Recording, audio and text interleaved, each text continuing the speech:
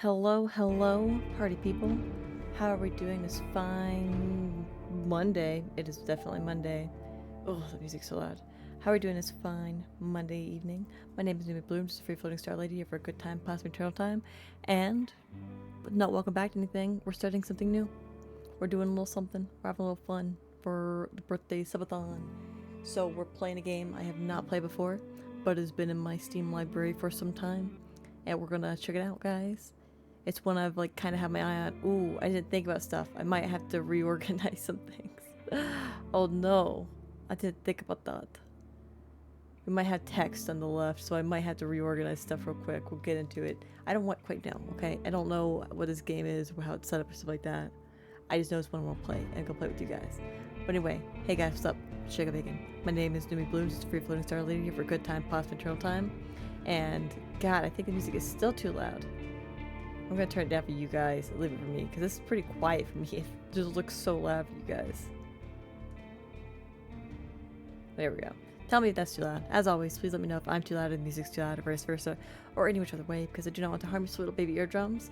But as always with a new game, you know, things get wonky, trying to figure out volume, stuff like that. So, you know, drop me a message in chat and be like, yo, my eardrums be bursting. I'll be like, man, that sucks for you. I gotta say though, I've been sitting here listening to this song, kind of playing a loop for the past couple minutes. Sweet. I'm into it. I'm loving the vibes. I don't know if they're like ear-busting vibes for you people, but for me, it's vibing hard. But anyway, guys, yeah, I'm here. As you can see, I'm not in my usual outfit because I didn't have an outfit exactly for this game because, again, never played it before, don't know what it's about. Kind of RPG pixel thing I'm gonna do, my bobber, but I don't know anything about the story or whatnot. So I pulled out kind of an outfit I've not used in a while. My kind of adventure-y, like anthro kind of wolf girl outfit. I've not had this one in a while. I think I used it when I was doing art streams, and that was the last time I used it. So yeah, that's what we're rocking today, guys. But like I said, we are doing something new. And why are we doing something new? Because it's doing a birthday subathon kind of thing. We've already hit our first 3 goals, but we got some other stuff ahead for those of you who are interested in participating to unlock some cool new stuff. If you, this is also on my Blue Sky. I just updated it, so for folks who want to see this later on, that is also there. But thank you all for everyone who has already, participated. It's been great. My birthday was yesterday. I had so much fun, and part of that was thinking about how amazing you guys are. Playing games with me, giving me all the cheat codes, telling me how not to be a fool with myself. It's always great. It's always great when you guys save me from embarrassing myself. Also great when you purposefully don't save me from embarrassing myself and I make a fool. But we all laugh about it, so it's fine, it's fine. But yeah, next up is sketch art raffle, which I think I'll do 2 winners if we get there, and I think we're only 4 subs away. I think I gotta double check on that, but regardless, yeah, for every 5 subs spins the roulette wheel of punishment, where it either results in exercise or being boozled. So yeah, fun times for you all who has to listen to me suffer. But yeah, like I said, I don't know how this game is set up, so we might need to adjust depending. So this is just what is it? You know what it is, the settings screen. But let's do a new game. Everyone knows to stay away from the wilderness. Most people would never risk a lonely journey. Roadwardens not only accept this struggle, they embrace it. They deliver messages, assist merchants, burn human corpses, and, if possible, get rid of the beasts and highwaymen. They live on the road, die young or retire early. It's a dangerous job, but a respectable one, and it pays well. I already have a choice. From what I know about this game, which, as I said, it's very little. This is just a text-based RPG, so get ready for a lot of reading. And probably struggling to make decisions on my behalf, because we all know how I hate making decisions, but I keep playing games where I gotta make decisions. It's just how I roll, fast and out of control, man. So be prepared for some of that. But I just really love the style that this is, and possibly also the colors. When I saw this on Steam forever ago, freaking look at how gorgeous these colors are. Mwah, chef's kiss. So that was a big reason for me wanting to get it. Also, I just love pixel RPGs. So what I'm hearing from this first screen is Roadwardens be dangerous. And it pays well. I still have my doubts, perhaps. I don't know if I want to just go off and do this. It just took me back to the intro screen. That's hilarious. Oh boy, that is so funny. That's really funny. Anyway, let's leave the safety of the city walls. Ooh, difficulty mode. This choice can't be altered later on. Casual, focus on story time. Let's go with standard. We're not casual. We're standard about stuff. Who wants to be restricted? And I'm not sure enough to say advanced, so standard it is. For those familiar with RPGs, 40-day time limit, regular rule set. I sure know those regular rules. Definitely.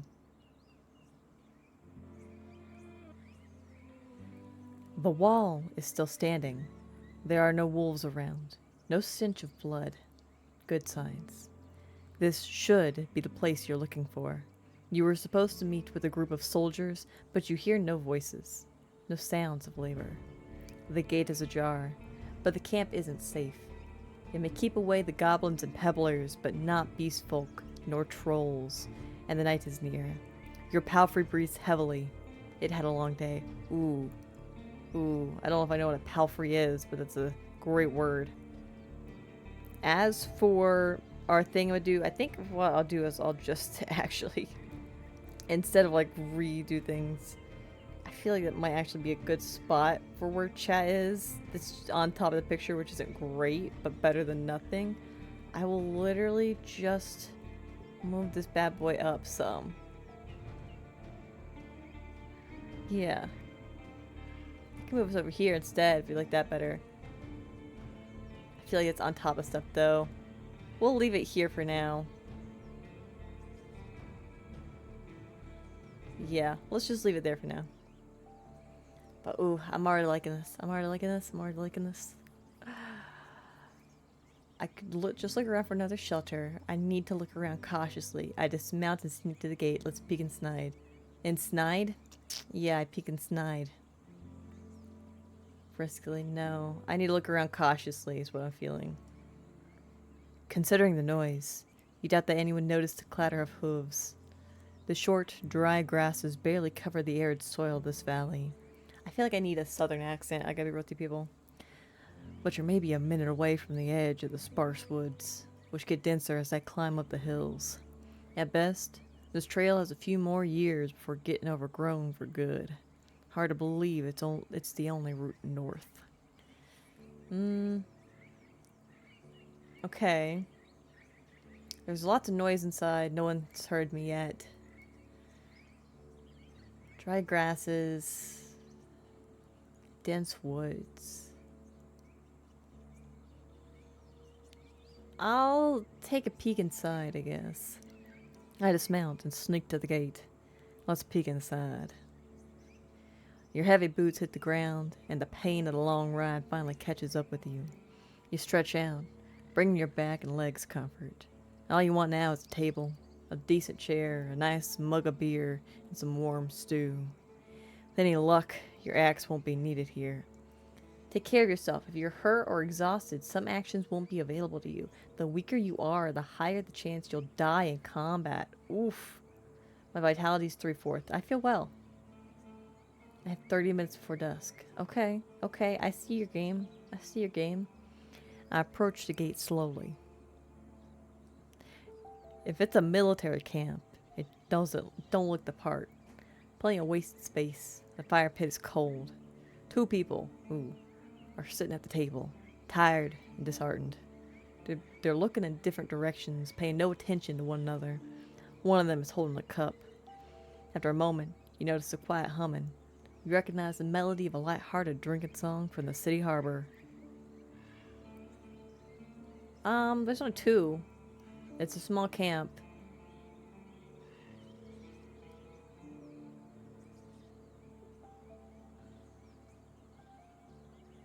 I have no reason not to trust it right now. They don't look like much of a threat. Not gonna enter.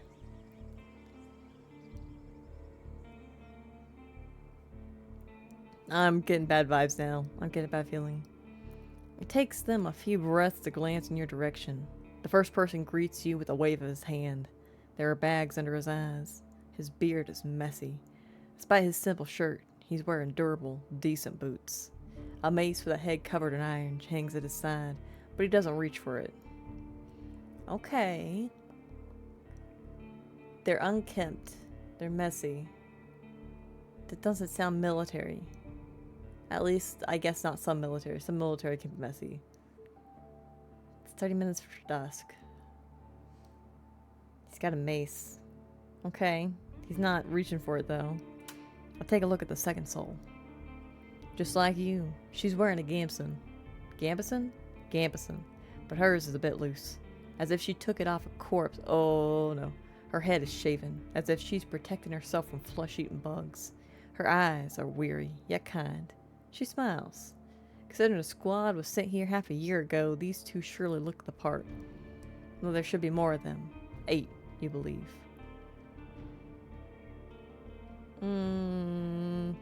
My first thought is potentially banditos have taken over this camp.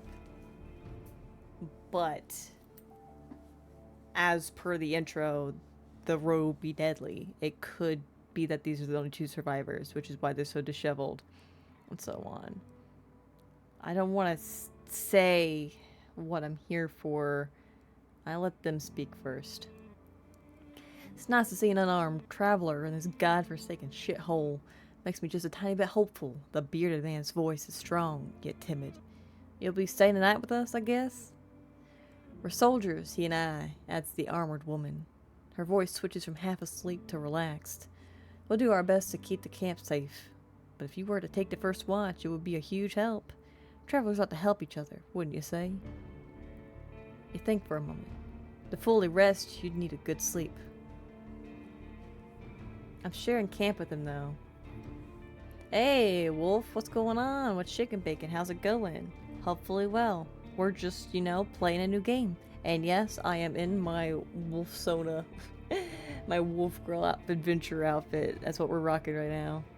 Howdy. How's it going? But yeah, you're not too far in. All you've missed is the story of this game I have new to playing. And hopefully it's not too loud. I turned it down. It might still be too loud. If it is, I'll turn it down more. I keep worrying about it. But all you've missed so far of it is that I'm at a camp and there's 2 people when there should be 8, and it's maybe a military camp, and maybe they want me to take first watch. That's all so far. But yeah. Might have to mute yourself. Well, alright then. I'll just let you guys read the whole thing. So long, guys. It was nice knowing you. I'll be here playing the game. This is now a silent playthrough, actually. Hope you were signed on for that without my delightful commentary. Who needs that, right? I am going to take a sippy, though. And hopefully it doesn't keep raining. I was going to start earlier, actually, not to go on a tangent when we're in the middle of a confrontation or whatever. But it was, raining, and then, storming, and then there's, a thunder. Freaking yesterday on my birthday, middle of the afternoon, I'm there building Legos. It's thundering out of nowhere. Kabloom! Right behind me. I freaking leapt, and I went, I made startled sounds. I don't do that with thunder. That one, it was so close, it was like it was at my back, folks. It got me. I did jump.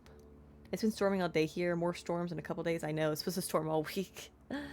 It's like, oh, okay. I was happy, maybe I shouldn't stream this evening, but it stopped raining. Even though it's supposed to be, storming crazy at 8 o'clock, but whatever.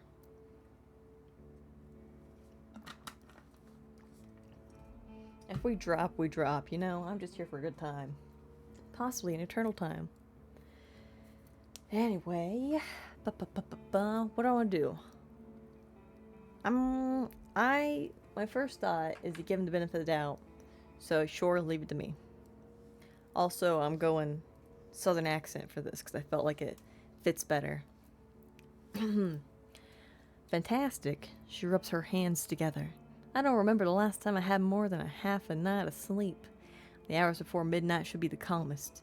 Just wake us up if anything happens. The man flashes you a wide smile. It's easy to wake us up. Just yell. He drinks from his mug. I don't know about that. I don't know about that. Yeah, there's my blue sky, my VGen, the other stuff I don't have. I don't have a YouTube thing I would do yet, but if you want to follow my YouTube, it's linked a little below me. It's where all my full-length VODs are. My coffee, I do have that. Hey, Wolf, no mods on this. You don't have to worry about that. There's no mods on this game. I don't know if there are mods, to be honest. Never played it before anyway, so... Yeah, let's ask them about their lieutenant now. You wonder how to phrase your question. Ooh, hoo, hoo, hoo, hoo, hoo, hoo, hoo, hoo. Also, I don't know how long this game is.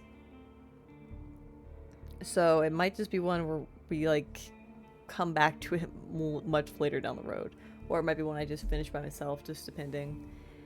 I didn't only really plan to stream this once, but, you know, if people really like it, I'll come back to it.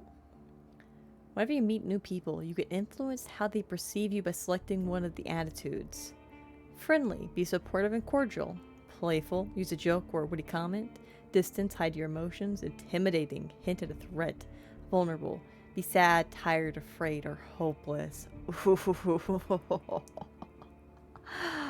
Oh, I like that a lot. Oh, I like that a lot. I like when I am able to manipulate people to my whims. They don't care about the game, they'll care about furry Numi. You're right. You're right. Absolutely. I also have pink hair on this as well, and do you see my little tail? You know, it wags when I talk. That was a little thing I added. Anyway, I want to do... I'll be playful. I'll disarm them with my jokes and witty humor. That's what I'll do. Ooh. I can choose how I want to say it. Okay. Ooh. Yeah, I'm gonna go witty. I'm sure you're busy. So if you could just introduce me to your lieutenant. The armored soldier spares you a polite smile. Next time, better schedule a meeting. This place gets really crowded these days. She stands up. She pays a little attention to the sword at her side. I figured you aren't here on a walk. Let's say it's me you need to speak with. You a messenger? Did you lose your mail? Or are you looking for help? I'm your new Roadwarden. My horse is waiting outside. Really? The soldier in the shirt leans forward. That explains how you got here in one piece, all by yourself. Better bring your beast here, adds the lieutenant. We have no hay, but I bet it dreams of dropping its saddle. A long pause. I'm Tulia, by the way. She reaches out her hand.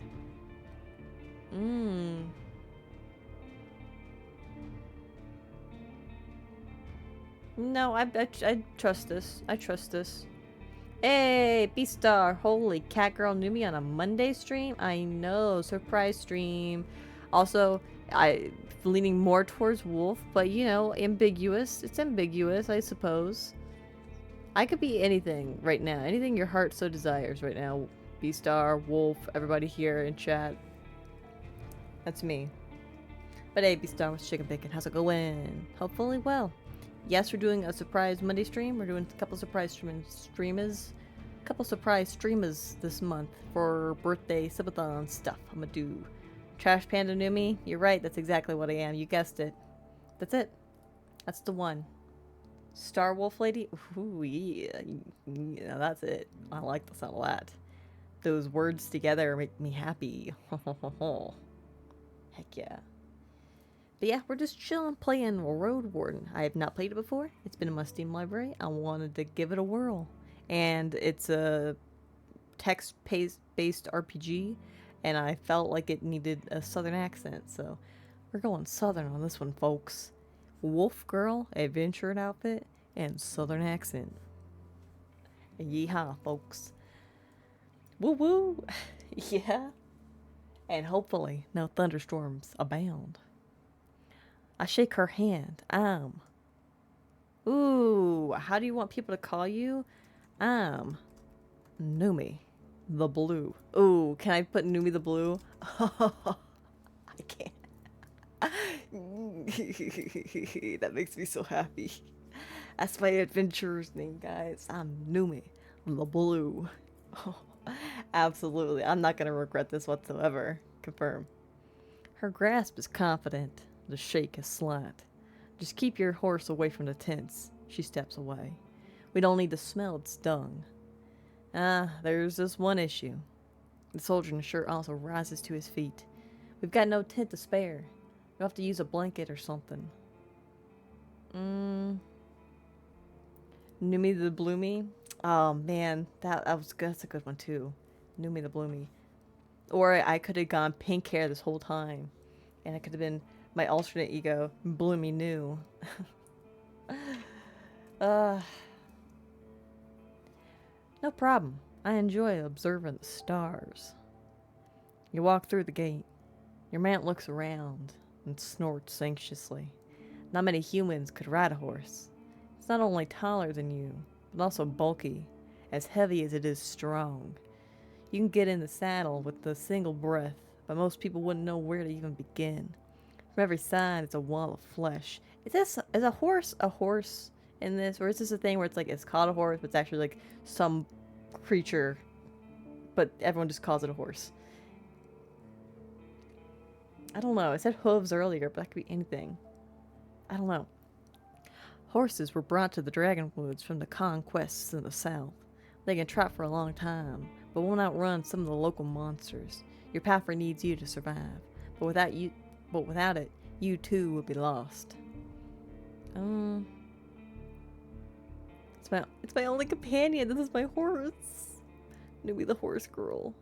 It's my only companion here. I wanted to feel at ease. Sounds like people are smaller or horses are bigger. It kind of sounds like that, unless the only horses we have are the huge horses. Oh man, I don't know horse breeds, but I know big horses. Not personally, but, you know, colloquially. That's the wrong word for that situation. Not colloquial, that's casual. I know them tangentially. That's the right word. It's my only companion here. I wanted to feel at ease. It takes a few steps towards you, scolding you with another snort. You scratch the bottom of its neck with strength and confidence, just the way it likes it. Humans see useful animals, and even pets, as monsters in disguise. Getting emotionally attached to them is believed to lead humans to their doom. But you know that horses need companionship. Ooh. People and animals don't mix in this world. I see. I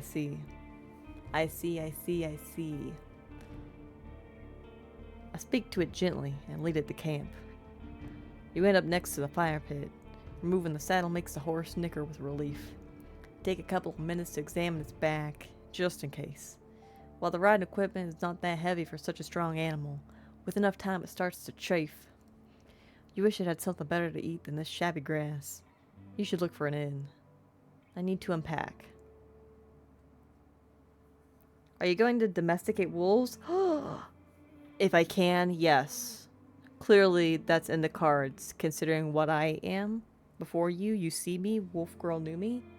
Clearly it was meant to be. If there are wolves in this game, they will be my friends. They will be my friends. You haven't brought that many things, and you lost one of the sacks while fleeing the Crimson Corpse Eaters. Excuse me? The what eaters? Are they crimson and they eat corpses, or do they eat crimson corpses? I have questions. Worst of all, you have no rope left, but maybe the soldiers could share one. Shouldn't cost more than a dragon bone. A dragon bone for some rope? Excuse me? How common are dragons and how rare is rope? Aside from the travel set, you own a few valuable possessions, essential for your trade. Ooh, I get to choose my class. Fighter. I spent my savings on decent combat equipment. I have a fine gambeson, an axe made of steel, and a reliable crossbow with quarrels. I have talismans that help me use my powers, as well as an iron axe and a worn gambeson. Am I saying that right? Is it Gameson or is it Gambison? Gambison. Gambison. I feel like it's Gambison, but I could be wrong. They carry writing instruments and alchemical ingredients as well as an iron axe, a worn gambeson, and a small healing potion. I want to learn more about the 3 classes. Yes.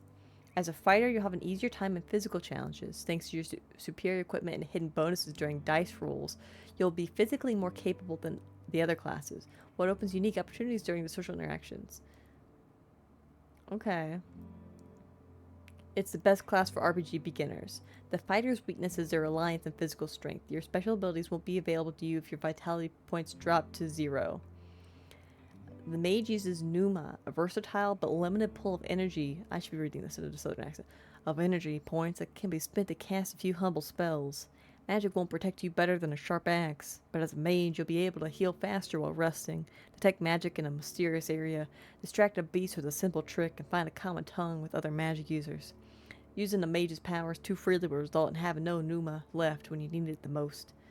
The scholar will know more about the world's mysteries than you, helping you take advantage of some of the unusual situations. Your character will impress the locals with his knowledge, and you'll be able to read the sparse written clues without anyone's assistance. Scholars struggle with combat more than the other classes, but with enough carefulness and exploration, you'll gain access to alchemical mixtures that will help you escape from many dangerous situations. Fighter, Numa is close enough to Numi. You're right. I gotta be real. The scholar sounds rad as hell, but I'm kind of leaning towards fighter because I'm a baby. I baby. Numi be baby. And I like the idea of being buff. So I'll be a fighter. It's pretty straightforward, you know? I hit stuff real hard. Maybe I don't know the magic stuff or the secrets of the world, but the scholarships were cool though. No, I'm going with fighter. Fighter, see, even Wolf agrees. I'm gonna be fighter. Open your inventory to see your possessions. Taking hits will damage your armor. You can then fix it in various settlements. My armor is 3 to 4. It'll stop even a life-threatening strike. With your current Gamson, it's the best protection you can get. Okay, I'll open my inventory in a second. Blood for the blood god, yeah. You unpack and inspect your belongings. Your water skin isn't pierced. The spare clothes are still there, just in case. Ooh. Just in case, take a look at your wooden bowl and mug, your cape, tinderbox, bandages, food rations, knife. Nothing special or too cumbersome. That's a good word. From time to time, your routine helps you avoid mistakes. But this doesn't make it any more exciting. Inventory. Unless you're occupied with another task, you can eat food, drink potions, and use your items from this menu. Be sure to click on each new item you receive, as some of them can have unusual applications. Ooh. That's interesting. I got food rations. Dried meat, crackers, nuts, seed, fruits, water. Spoil slowly, don't require additional cooking. Spoil fast outside of a cellar. Honey, dried meat, require cooking before consumption. Only 8 minutes. Okay. 2 out of 4. Return. Merchandise. Cutting dragon bone into slices. Oh. So our money is actual dragon bones. I gotcha. Comes a trade. There's barely any connection between Havla. Oh god, I'm gonna struggle with this word. Hovlavens? Marketplaces and the ends of the countryside.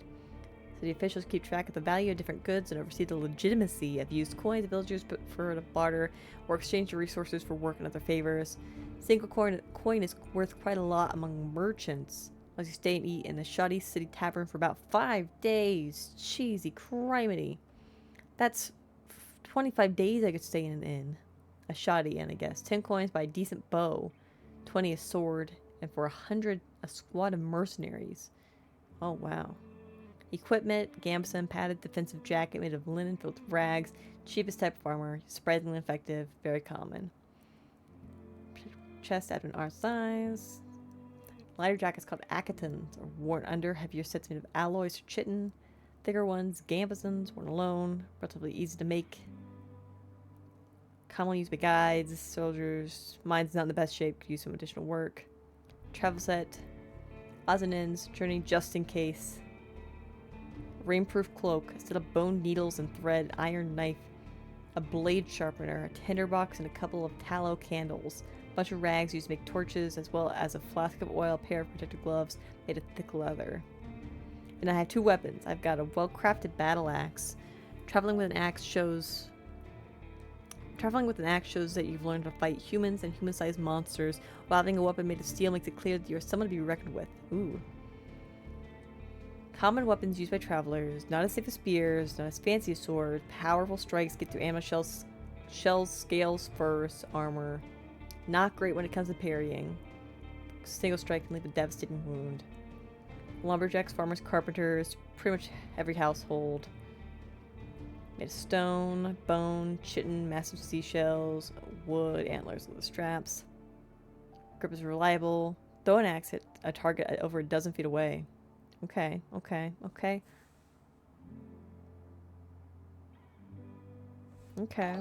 Oh god, noises. What's happening? Ah, yeah! Has subscribed for a month. Thank you so much, y'all. Is it Yafura? Or is it Ya? I keep reading it. It's Ya! Like, yeah!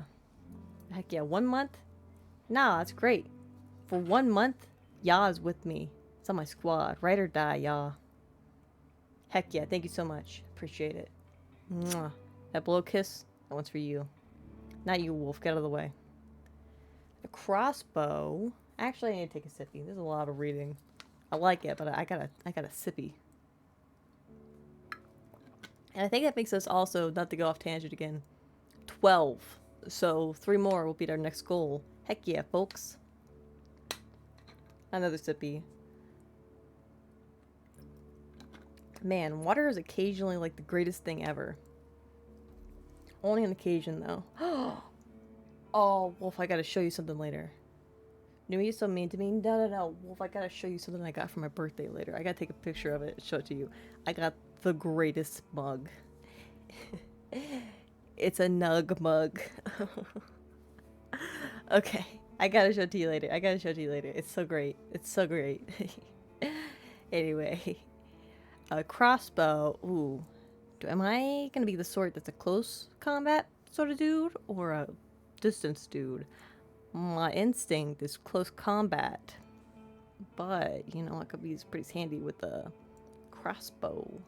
Nug mug. It is a nug mug. It's so cute. You'll love it.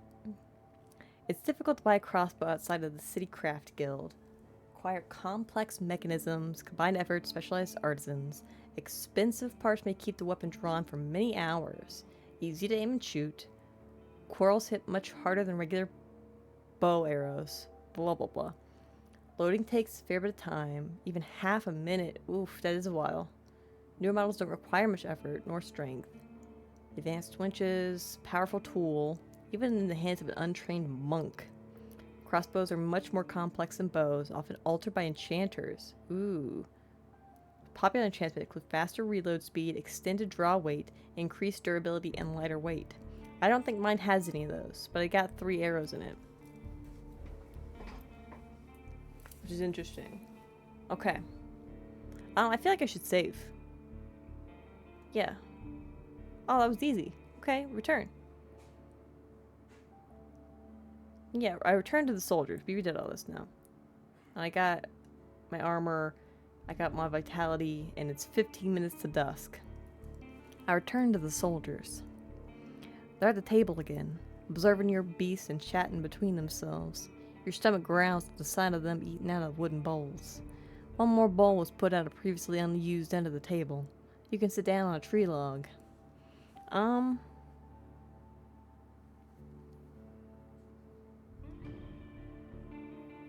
I mean, I might as well eat. They're offering it to me.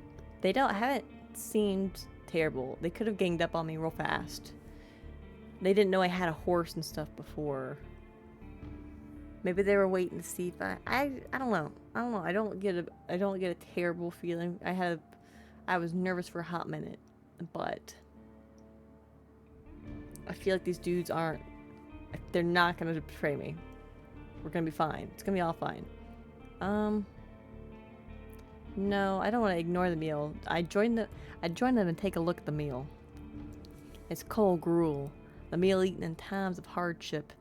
This specific bowl is filled with water, hog millet, some strange looking cereals, and blueberries. Ugh.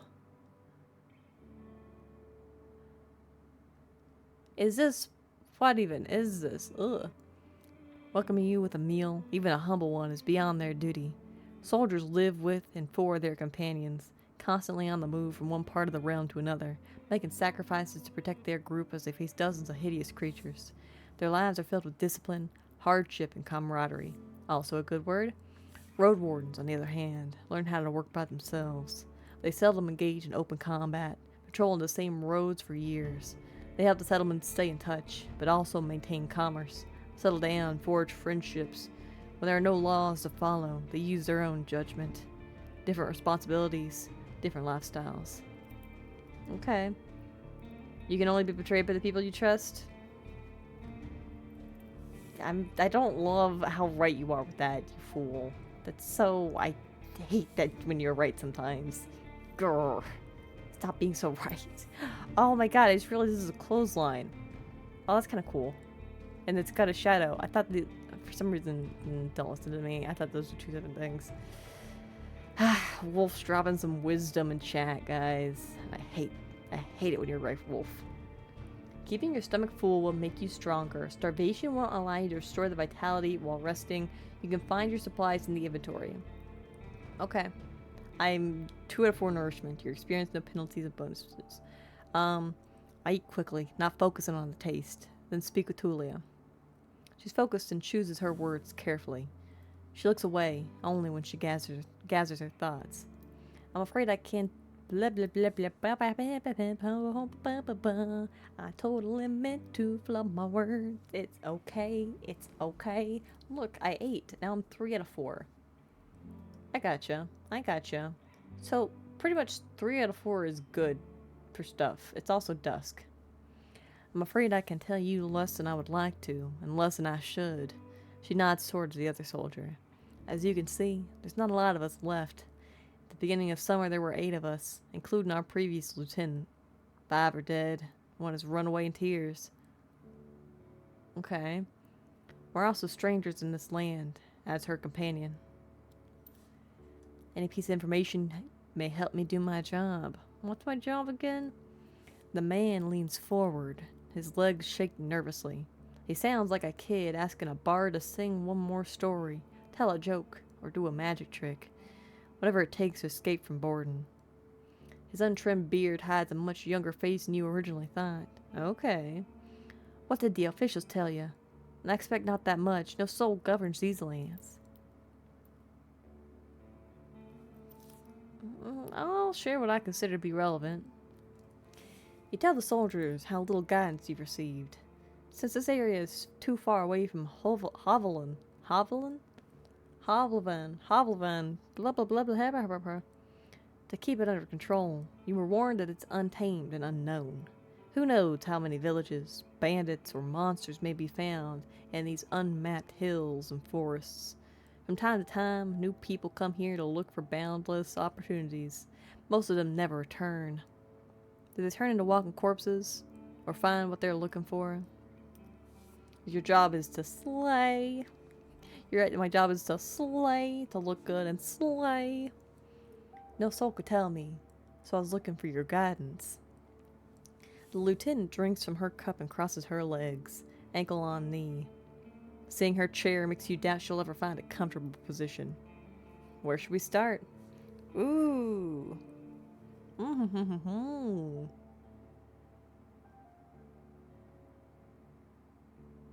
Before I continue my journey, I need to ask them about the peninsula, the Roadwarden, and the rope.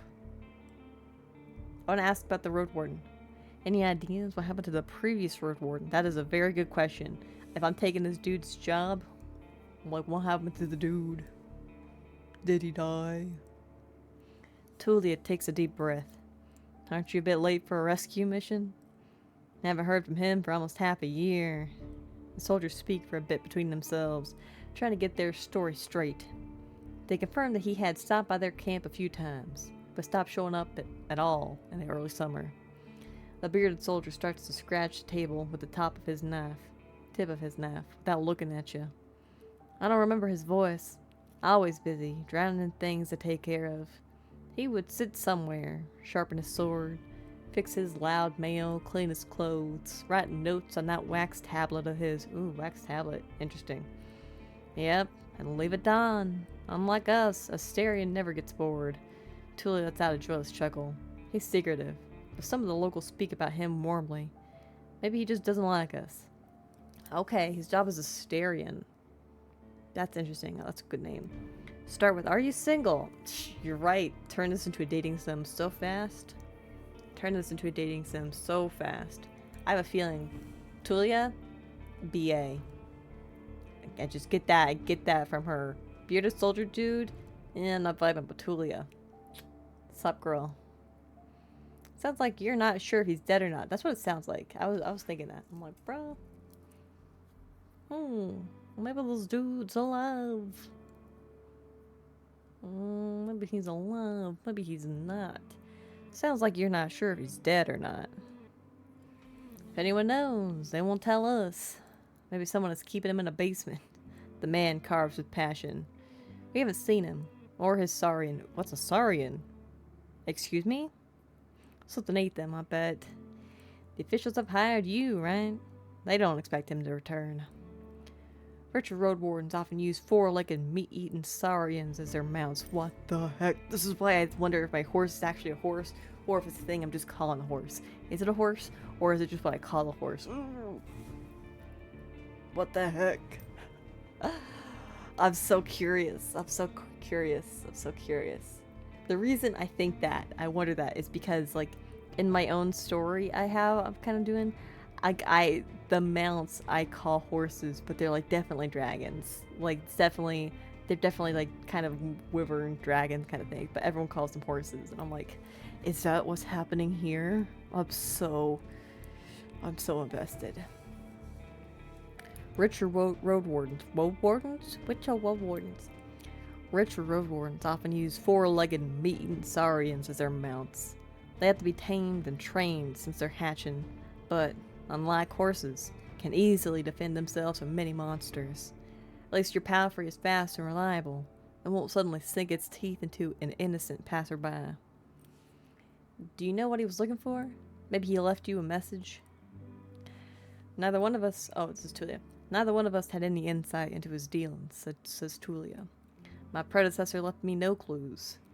We also took a look at Asterian's stuff. Wait, she raises her open palm. I almost forgot. She stands up and heads to a nearby tent. He has kids in a village near Hovlevan. If I say it enough times, I'll get it. He has kids in a village near Hovlevan. I was planning to take all his things there. A pouch, a second spear, ooh, a beer? That too. A spear, a decent bow, some potions. Quite a treasure, she glances at you. But I would much prefer to bring them the truth about their father. Interesting. A horse by any other name. Exactly. The previous one had a saurian and you have a horse. A horse, of course. It's my horse, of course. So you want me to find out what happened to him in exchange for his stuff? Here's the catch. She dusts off the hilt of her sword. We've hired a messenger to ask the commanders for further orders. Since she hasn't returned and you know nothing about her, she either ran away or something happened to her. She sighs with resignation. We were meant to stay here until fall. What do you think? Come see us. Tell us what you've learned about the man, and we'll get back to Hovlevan together. You think about your real mission. You were planning to return to Hovlevan in the early fall anyway. What's my real mission? Am I keeping secrets for myself now? What kind of meta BS is this? What's my real mission? Do I know? Did I just forget? Did the mind that plays the mind in the game forget the mission of why we're here? That the mind of the game knows that the mind that plays the mind of the game doesn't know? It's a conundrum.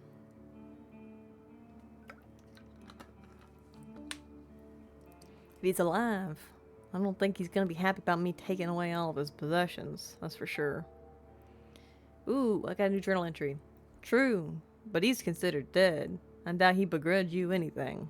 Who knows? You may just find his shell lying on the roadside tomorrow. He wears mail, uses a spear mostly. Maybe 5 feet tall, long but stout, long red beard, short hair. Is this man a dwarf? Pale face, rarely smiles. She glances at her companion, but after he adds nothing, she sits down and stretches out her legs. Let's find out what happened to him. Dead, alive, left. Just let me know. Use your journal to see the lists of quests. Ooh, I want to see. Moo. You need to confirm a note you're editing to save it. Notes are shared across all of your saves. Ooh. Cancel. Oh, that's interesting. Delete that one. Yes, delete that one. Glossary. Oh, I got a codex page. Oh my god. I have codex. Look at this great codex. Oh my god. It's so good. It's so good. I love it. Your real mission is to turn the game into a dating sim. That's it. Man, you were right from the start. That's what it is. Tulia numero uno right now. Sounds like a dwarf? Definitely sounds like a dwarf. Especially like the long red beard. Male armor. Well,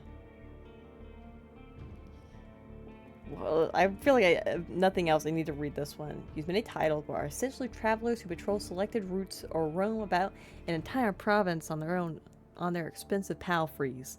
While some of them are simple mercenaries hired on a long-term contract by village mayors, most road wardens get paid directly by the city officials, recruited among army veterans or trusted allies. Their duties include dealing with human corpses that can be found on the roads, delivering messages, and protecting travelers, especially merchants. They may also be required to learn the basics of the city laws and serve as judges to distant troubled communities. Even though their salary is high, they often look for bounties, participate in commerce, or simply loot the unfortunate deceased in the middle of nowhere. A road warden may retire quite early, though the job is extremely dangerous and, as a result, also very respectable. There are also the self-proclaimed road wardens, ambitious ex-soldiers, mercenaries, or trophy hunters who didn't get the job or decided to work outside the boundaries of the law. Some of them have noble intentions and help others live in peace and safety. The more often they are a little more than Roman bounty hunters. Ooh. Emperor, is it empresses? We have emperors and empresses. What's at here? Atheism? Pagans? Oh my god, United Church Winged Hourglass? What is it? I want to read it all. Bestiary. Oh, this is what I need. Is there horses on here? Harpies? Pebblers? Saurians. It updates. There are wolves in this. There are wolves in this wolf. Oh my god. Most feared hunters in the wilderness. They are not as interested in human flesh as the large cats and tend to hunt for strong adult humans only if they're on the verge of starvation. Larger of them are solitary, competing with other beasts over the biggest game and carcasses. Smaller ones demonstrate an uncanny intelligence and group in packs to defeat creatures they can't take down without assistance. There's still more to learn about them. There's griffins, foxes and such, corpse eaters, beast folk. Oh my gosh, Hovlevin. One of the greatest harbors in the Dragonwood's heart of the northwestern province of the 10 cities. I was hybrids, officials, and merchants. Asterion. Tulia. Quests. Find the Roadwarden. Before I became the Roadwarden of this peninsula, a man known as Asterion used to patrol these roads. If I manage to find out what happened to him and bring the news to Tulia from the southern camp, I'll receive his abandoned belongings. Nice.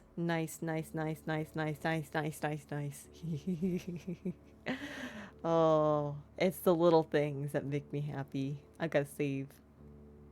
Yeah. Reading stream. That's what you guys all want. I know it is. Okay. So, dude could potentially be alive. If I find out stuff about him, I can get his stuff. I need to ask about the peninsula and a rope. What should I know about the peninsula? I'm sorry. What should I know about the peninsula? I'll tell you what I know, and you'll be the judge, says the lieutenant. How long did it take you to get here from the city? On a decent palfrey, I guess it would be 3, 4 days. When he confirms, she continues. From here, you can reach the coast in about a day, as long as you don't make any stops. Do you know the situation? Know why no ships can get here? Ooh. You nod. The sea route allows Hovleven officials to keep in touch with the coastal villages, collect taxes, move the soldiers, collect lumber, deliver tools. But maintaining order on a wild coast such as this one is like filling the ocean depths with coins. Oh ho ho ho. So we're definitely out there in rural place. Gotcha. Because of the rocks, you can hardly stop a ship 5 miles from the shore, and boats can't get much closer. He became a vampire. Baldur's Gate 3 reference. I was like, that's what I was thinking, honestly. That'd be so funny. Asterion, he was a dwarf in a past life, is what happened.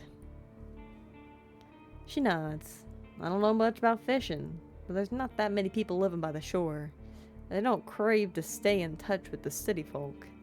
As she pauses, her companion carries on. No soul from the north ever came to the camp, but when we traveled to the roadside inn, Pelt of the North, they're happy to trade and to play dice. Pelt of the North. Okay, roadside inn. I gotcha.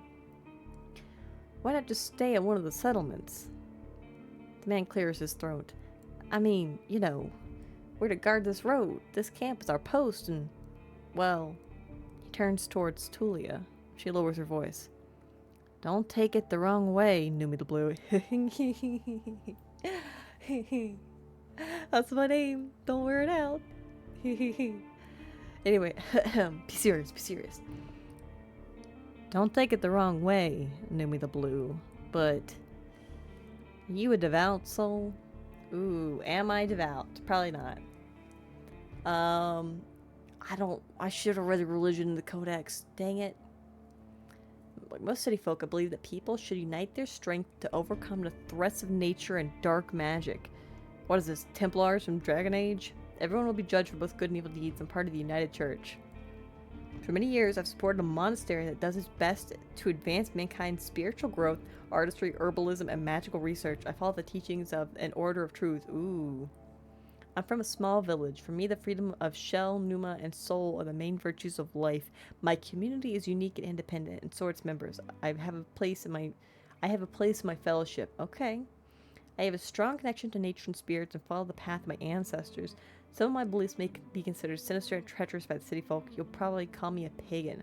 There's no evidence of the right's existence, and all the mystical tales are explained by magic. No, I'm not. Ooh, hoo, hoo, hoo, hoo.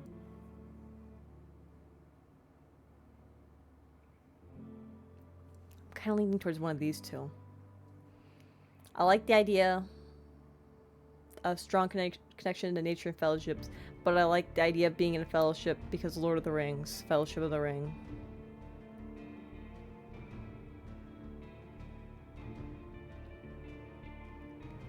I know this is kind of just character creation. I'm gonna go with this one.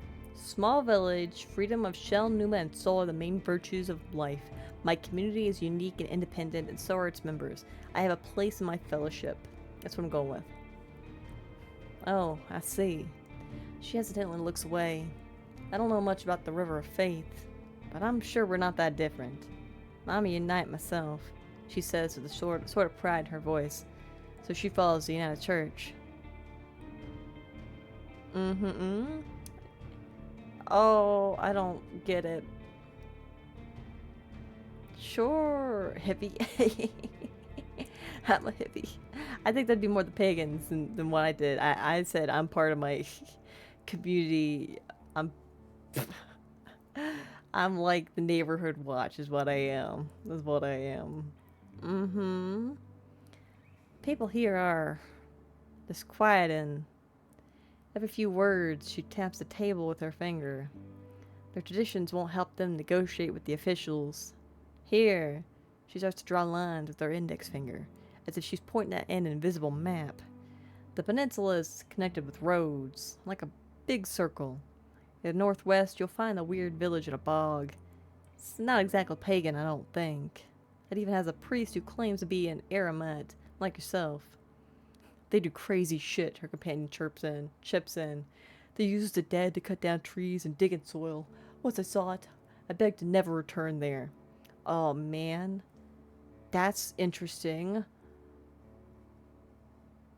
They have necromancers using dead bods for manual labor?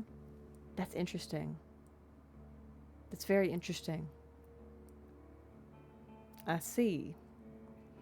You've heard tales such as this one since you were a child.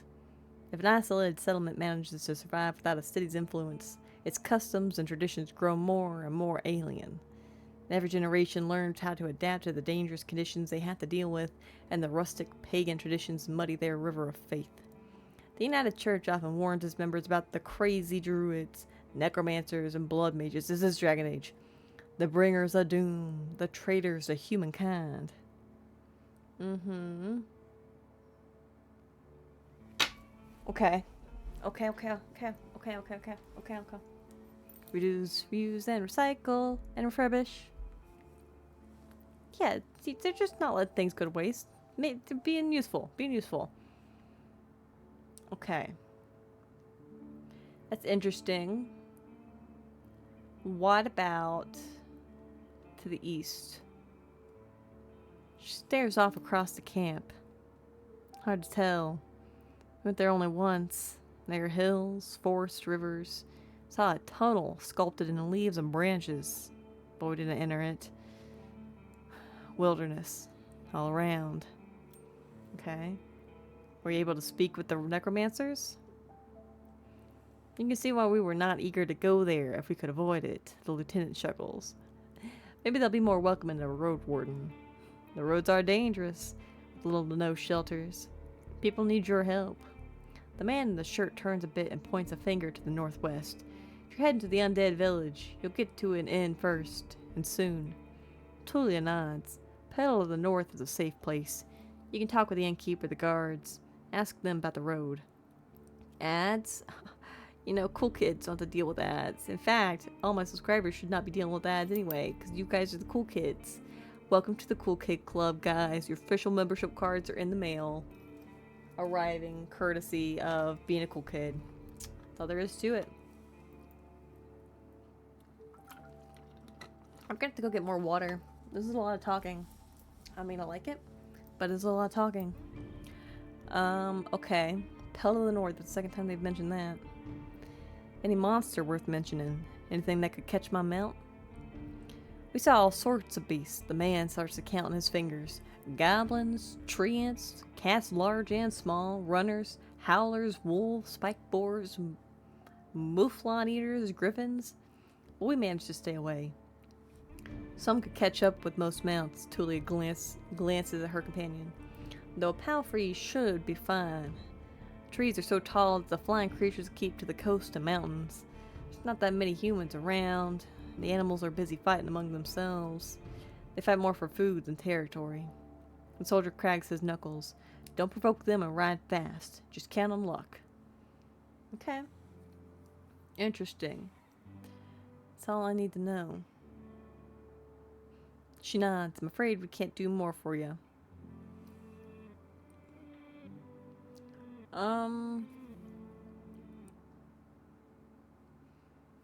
Anything I should know about this camp? The story is brief. Some merchants built the camp to have an extra stop for mules and donkeys, just between the inn and the southern villages. There's plenty of grass here and a pond nearby. When the peninsula grew more dangerous, the camp stood abandoned, from time to time serving as a shelter for travelers. The bandits came here in spring, further paralyzing the exchange of information between the northern and the southern settlements. Since these highwaymen are no more, the situation may reverse. Time will tell. You can sleep here wherever you want, the man concludes their tale. They don't expect to wake up without pain in your back.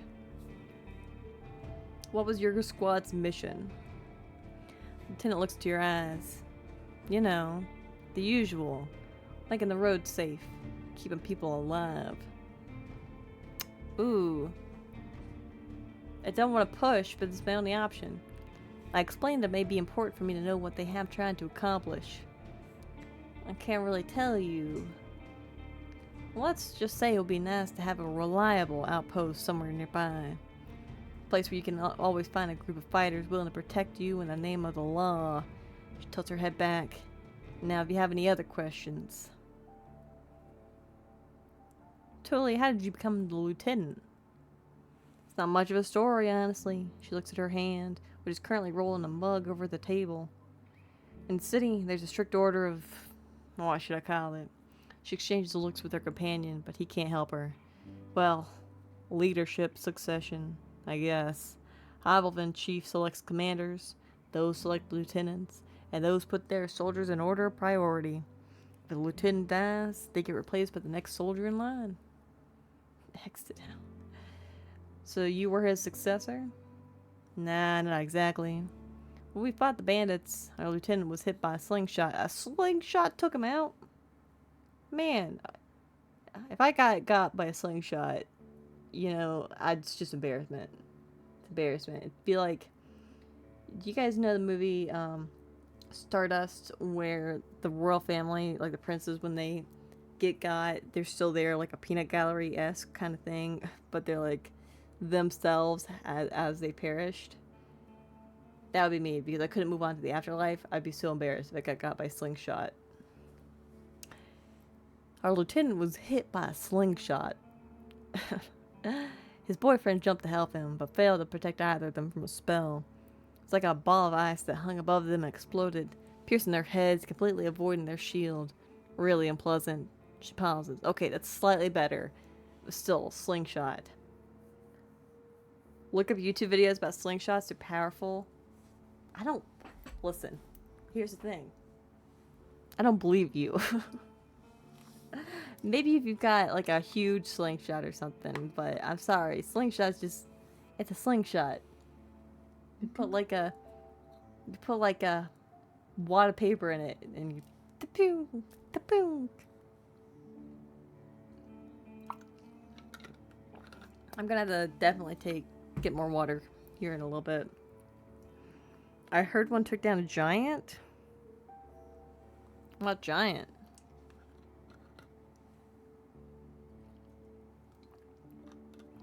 Now I'm gonna finish it off.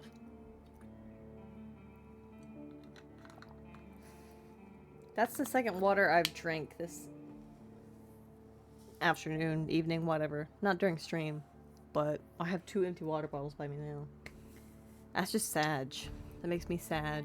Look it up later. And you were the third one in line, is that right? Basically, yeah, she says without enthusiasm. I didn't plan to become a leader, though. I'll get demoted once we return to the city. I prefer to follow anyway. Okay. Sippa, I had a little sippa. It was good, but I kind of will need more shortly because there's a lot of talking. If you were me, where'd you go next? Nope. Yes. No. What happened to your squad? The man shrugs. Bandits happened. And monsters. A strong band, though. His companion chips in. When we got to the peninsula in spring, we saw some people living in this camp. The lieutenant decided to avoid it and took for an inn. We had to travel through the night for a bit. The bearded soldier scoffs and crosses his arms, but she carries on. If we had decided otherwise, we would have all died that day. The innkeeper explained that the camp is a trap, that the armed ones pretend to be soldiers, stay there at night, lose everything you have. Sounds like slave hunters. Tulia sighs. Very much so. They killed some, took others away. Who knows where. They were letting the northerners go, hoping to avoid their wrath. Interesting. Kinda worked, adds the soldiers. Adds the soldier, blah blah blah. We asked them for help, but they refused. We had to clear the entire camp on our own, and that's why 3 of our people died. Don't exaggerate. It's not like the lieutenant didn't make a mistake. He wanted to get rid of them and take over their camp, but we didn't know our enemy well enough. We were outnumbered, and they had an ice mage among them. She looks at you. At least we cleared the road, saved lives. You mentioned monsters as well? Nothing that would surprise you. I don't know about that. I'm surprised by a lot. Those of us who survived the skirmish were young, too inexperienced to spend a summer in this place without a good leader, and they didn't trust me. One of them got caught by a treant. The other one ignored my orders to perform some sort of ritual hunt, so a werebear tore her to pieces. Oh my god. The last one tried to act tough, didn't tell us that he had cut his hand while cleaning his gamson. She lets out a ghastly chuckle. We had to cut it off, and he was so ashamed that he decided to walk north, find a new life, disappear. Idiot. What a colorful journey. The man tries to drink from his mug, but it's empty. Yeah, he definitely seemed downtrodden. You guys made this place safer. Barely. Tulia seems tired. Who knows if it was worth the lives and effort. Bear. If you were me, where would you go next? The soldier answers quickly. To the inn, of course. He grabs his empty mug. The one northwest from here. If you can't afford a room, the main hall is free of charge. Ooh, that's nice. The locals rarely gather there. The northern road is much more traveled, mentions Tulia. But the hunters will tell you about this and that, and you'll have a chance to introduce yourself. The innkeeper can listen, knows many souls. Any tips on how to make a good first impression? She smirks. Avoid cheap jokes. Stick to trade. Don't waste his time. Show him that you can be relied on. Cool. And the last thing was I need a rope. I don't know what I need a rope for. I just need a rope, man. You're in luck. She heads toward one of the crates and moves aside a large linen sack, revealing a rope. She brings it back and nonchalantly sits down in her chair. Take it. I was planning to leave it behind. I take a closer look. A fine rope. Regular rope made of hemp fibers. Take it and offer some food in return. Okay. Yeah, I'll do that. You received a rope and lost a food ration. Tulia leans forward and rests her forearms on her thighs, looking down with clasped hands. Then meet your eyes. I'd normally refuse, but we need some decent food. Every day I'm searching through our groats, looking for worms and putridity. Ooh, that's a good word. Putridity.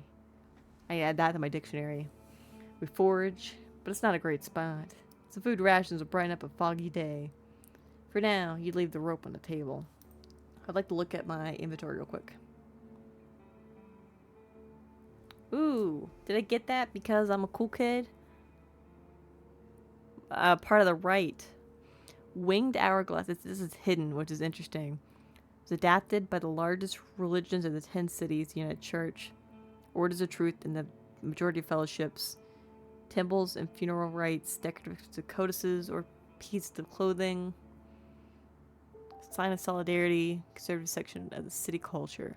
Emblems like this one are meant to portray the ephemerality of life and the rigidity of time. Made of steel. Rites tablets highlight the important role of iron when it comes to fighting monsters and expanding the lands of the tribes. Other materials, bone, gold, wood, interpret alterations, unwaste made of steel, are not so contentious. Gotcha. And I got rope. Complex tools, fibers, linen, straw. Handle even by children.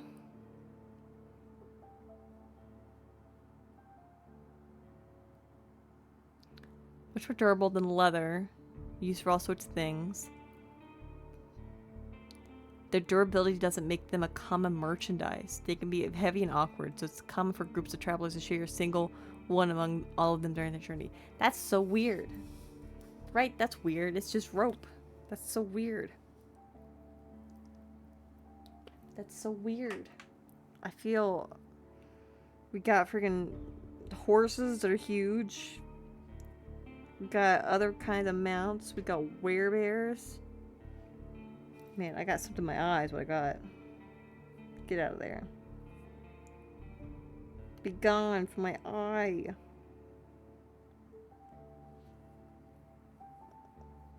Did I get it? I think I got it. Hopefully. Anyway. Return. It's getting late. We should prepare for the night. Ooh, recent text. I got that. I agree. Tulia sighs with a relief. And may you do better than Asterion did. Stay vigilant. She winks at you. Shattered in the mask of a soldier. To reread the most recent text. Oh, this has my whole... I gotcha. That's good to have. Thank you for your help. You go to the barrel and splash water in your face, which makes you even more aware of how much you need a bath. After the night, it'll only get worse. Your horse is already napping, still too anxious to lay down. Stay tidy to have a better chance to influence others. I have an appearance meter? Oh my god. That's crazy. That's straight up wild. You don't stand out from the crowd, you won't get much cleaner without a proper bath. Guys, I have to take a bath. Everything else is out of 4. My appearance is out of 5. Guys, this is terrible. I had to clean myself. I'm so itchy. I'm itchy now, IRL, the thought of being filthy. 2 out of 5 filthy. Oh. Stop. I prepare for my watch. So I would never survive medieval times. If I can't bathe myself regularly with soap and everything, it's not gonna work. Why am I there? The soldier in the shirt is eager to guide you. Just observe the area. There's plenty of griffins around. Ooh, griffins. But they won't try to jump over the palisade. Probably. Better watch out for the apes. They climb up and carry out any food they can find. And there's this one really loud were-elk. What the hell is a were-elk? They keep smelling the wall. Though it's never tried to get in. Points at a gate. Lieutenant and I will block the entrances. They're quite heavy, so if anyone comes here looking for shelter, better call us to help you out. And if this someone is being chased by wolves or anything, better throw them the rope instead. He scratches his head. If it gets cold, feel free to make a fire. And the best place is on the watchtower. You may want to put a blanket there or something. Where's the watchtower? Yeah, where's it? I don't see it on your little thing here. Where's the watchtower? Watchtower? Gives you a long, puzzled look. Oh, here. This is the watchtower? That is so funny. Oh, here. He points to the pile of crates. Just climb up to the tallest one. You'll have a great view of the northern side, the more dangerous side, and also, I know you're tired after all that riding. He points to the tent on the other side of the camp. I can handle a couple hours of sleeping on the ground. If you wish, go there after me and rest, just this once. At least I have a pallet inside. I smile. Thanks a lot, dude. I don't even know this guy's name. He hasn't given himself a name yet. I only know Tulia. Thanks, dude. Oh, look, I can see the rest now. That's so cool. Oh, that's so interesting. That's so interesting. You put your blanket on the tallest crate and sit down. The night is warm, but the sporadic summer breeze brings gentle refreshment. From time to time your back aches. You have to force yourself to keep your eyes open. The light of the moon helps you focus on the tall grasses. For most of the time, you spot smaller critters and birds. But there are exceptions. At one point, you see a 3-horned deer trying to challenge one another. Before they clash their antlers, a two-legged dragonling appears, leaving its much smaller offspring. Oh, did you hear those sound effects, man?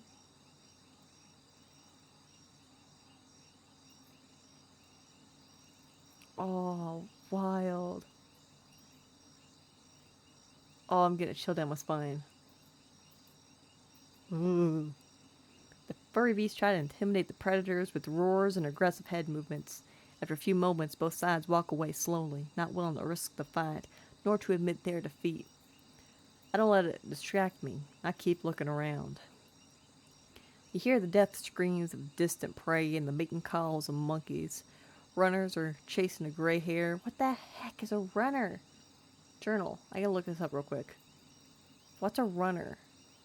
Birds are larger. Okay, it's a bird. 2 legs, short. Roads, woods, beaks as large as a human head. An unarmed soul would never be able to hurt them, but blades can. Okay, got that. What about what was the other one? Howlers. Oh, they're monkeys. Howler monkeys. That makes sense. Their furs are often seen as beautiful. Oh, I don't like the noises. They're freaking me out, man. Meat is seen as unsavory. Books of rite churches mention a few grand battles of the lamp between howlers and humans. Okay. Save. Yas. Return. Mating calls on monkeys. Runners are chasing the gray hare. A group of musk oxen lazily chew the grass, preparing themselves to sleep. A dusk fox is running together with a lynx. making playful screeches. Thankfully, you never have to intervene. You just sit there, watching the not-so-distant forest, trying to outlast your sleepiness. You can only guess how much time has passed. Once you feel you've had enough, you climb down and go to a tent, waking up the bearded man with just a couple of words. You confirm that nothing important has happened. I gather my things and squeeze into the tent. I use my bag as a pillow, put my blanket on the pallet, and cover myself with my cloak. Sleeping in a tent is not the stuff of dreams, but it's a much welcomed rest. The pallet keeps the cold soil away. The moonlight saves the outside world from the eerie gloom. You'll listen to your own breath and find a comfortable position. Your job starts tomorrow. I focus on the real goal of my journey. Oh my god, am I finally going to figure it out? What am I doing here? Who am I? The Merchant Guild wants to take control of this realm. Your warden and duties are secondary. First and foremost, you need to explore the peninsula, learn about the territory, resources, and threats, get to know the locals, and if you can, convince them to consider negotiations with Hovelman officials and traders. Could the tribes resist the soldiers, or be a threat to the priests of the United Church? Are there any forbidden practices that need to be eradicated, such as blood magic, necromancy, robbery, or slavery? Journal. Journal now. Quests.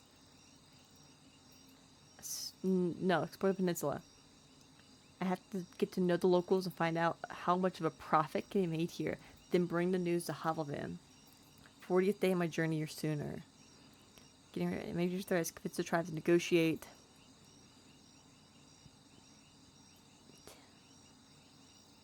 Okay. So I did have a secondary purpose here. I knew it. The purpose is capitalism. I'm my own worst enemy. Of course I am. At least I have time. 40 days to be exact. I need to be as thorough as I can. Once you finish your reconnaissance, you should speak with Tulia and return to Hovelvan. Hovelvan. I'm gonna get it right. There you'll report back to your employers and get your reward. In the meantime, you have your own goal to pursue. Ooh, I get to choose my own backstory? Man. Oh, this is neat. Now I have 3 purposes. Oh, this is so layered already. Extra coins save my siblings from debt collectors. Sounds like my sister. Retire early. Connection with local leaders. Major player in the Merchant Guild. I want to be a hero. Make this place safe. Ooh, secret past. No, I'm gonna go with this one because I think it's funny. And also, it adds the layer. I gotta save my sibling from debt collectors. That's funny. I like that. New shelter unlocked. New entry, gather wealth. Can't travel during the night. Press the sleep button to rest. Okay. Numi is stinky confirmed. Hush your face. My appearance is 2 out of 5. I'm 2 out of 5 not stink. I'm 2 out of 5 not stink. You get that through your head. Your half-asleep senses are catching the sounds of the wild forest. Your instincts keep you alert and anxious. The pleasant, humid late summer air evens it out slowly. You're thinking about your goal, but you need to gather your strength. All I can do now is rest, sleep. Sleeping in a tent. Oh, the noises. You can spend the night in a borrowed tent. It's nothing special, but it will protect you from the wind and rain, and the ground won't be painfully hard nor cold. I get no vitality, but I get 2 food and I lose 2 food and I'm gonna be stinky. Oh man, I don't want to be stinky. Dang it. Dang it. Oh, I gotta be stinky sleep. I'm gonna be stinky. I don't want to be stinky. I'm stinky. And I'm hungry. I'm hungry and I'm stinky. Oh no. I don't like either of those things. Dagnabbit. Anyway, now that we've gone through one day, I do want to go on a quick break. I'm going to save. Yeah, it's a quick save. That's great.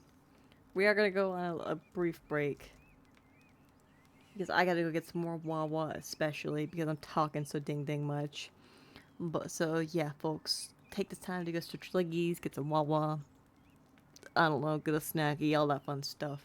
And I'll hopefully be back shortly. So don't miss me too much, folks. So BRB.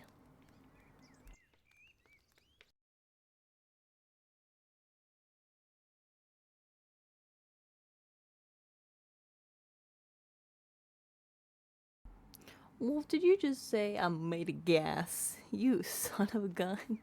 You son of a bean farmer. I leave for 2 seconds and I come back to this disrespect. Oh my golly gee. For shame, for shame. But anyway, because I took a break, that's 10 sit-ups. So hold on while I get to that.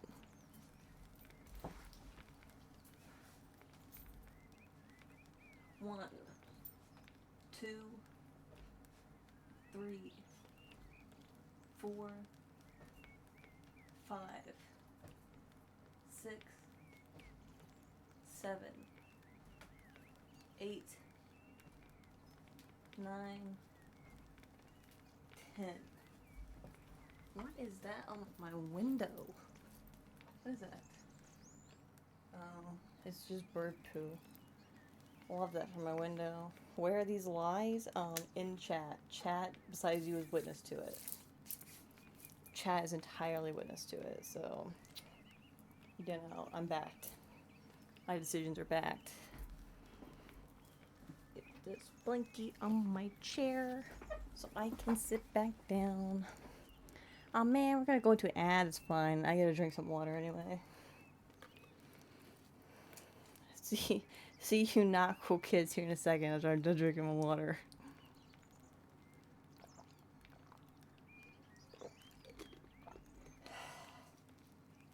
This is the perfect time to send you...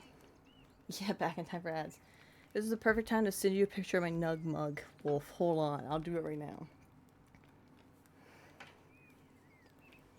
Wait, no, I gotta get the best good angle. There we go. Dang it, the light is terrible. I'm in my own lighting. There we go.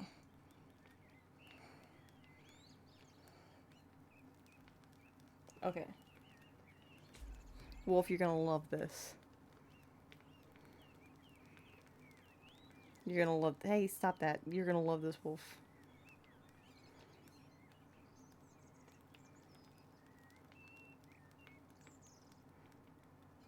There you go. I just did it. Yeah, I got a Nug mug. It's so cute. I feel like the music could be turned up a little bit. Just because, guys, I want you guys to experience the sounds I do. Because I think they're great. There we go. As always, tell me if it's too loud or too quiet or anything else. But, like, I want you guys to get the full experience I'm getting.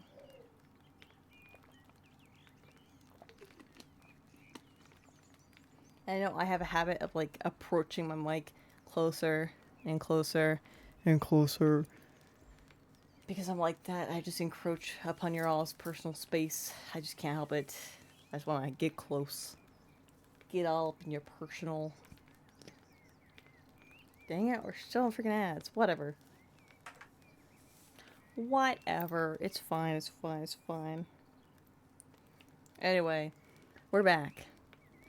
Hey guys, welcome back from break. That, you know, was definitely planned and timed correctly. There's no fudgery involved in that at all.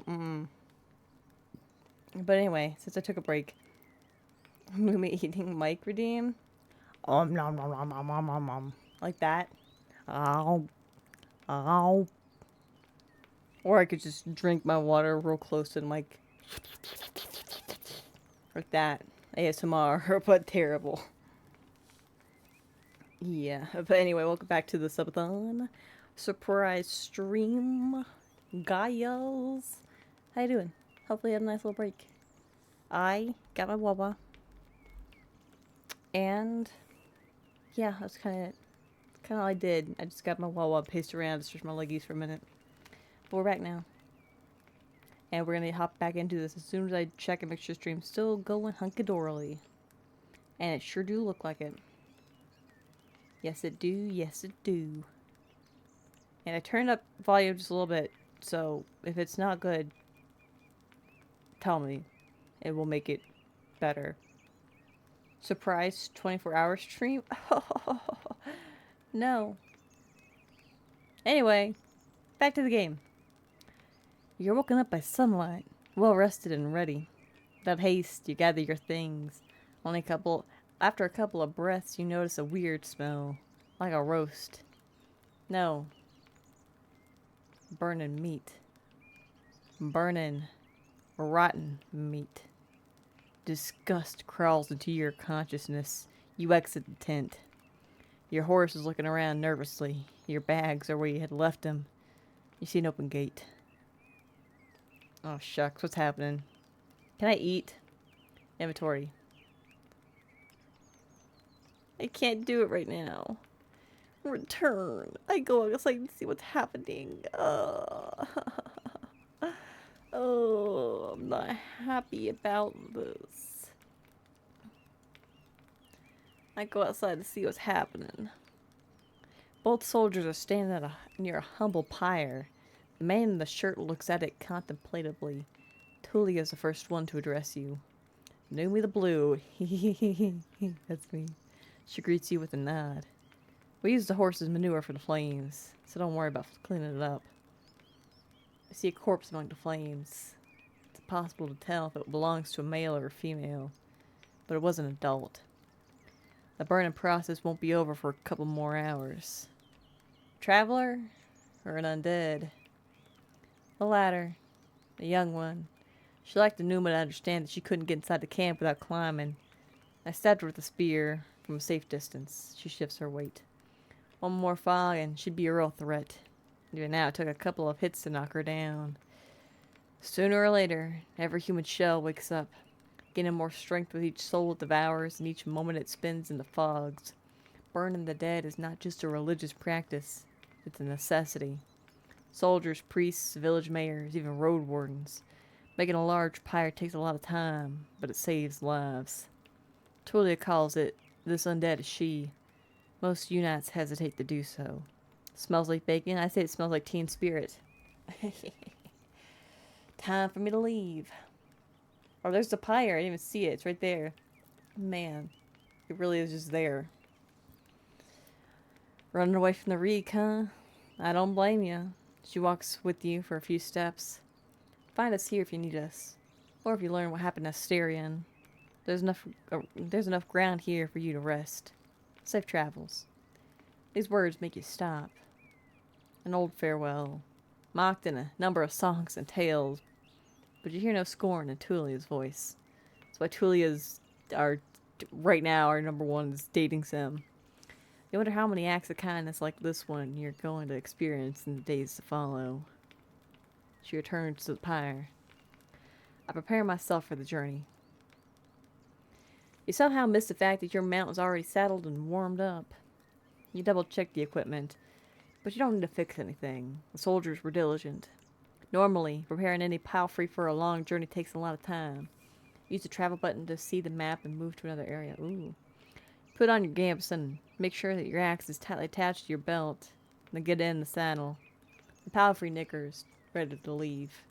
It's time for you to get to the crossroads, north from here. I need to ride north. Interesting. She's definitely sus. Nah, man. Travel forward to continue your journey. Once you're done with the north, speak to Tulia and return to Hovelvin. Map key. Nighttime shelter. Okay. Travel north. Ooh.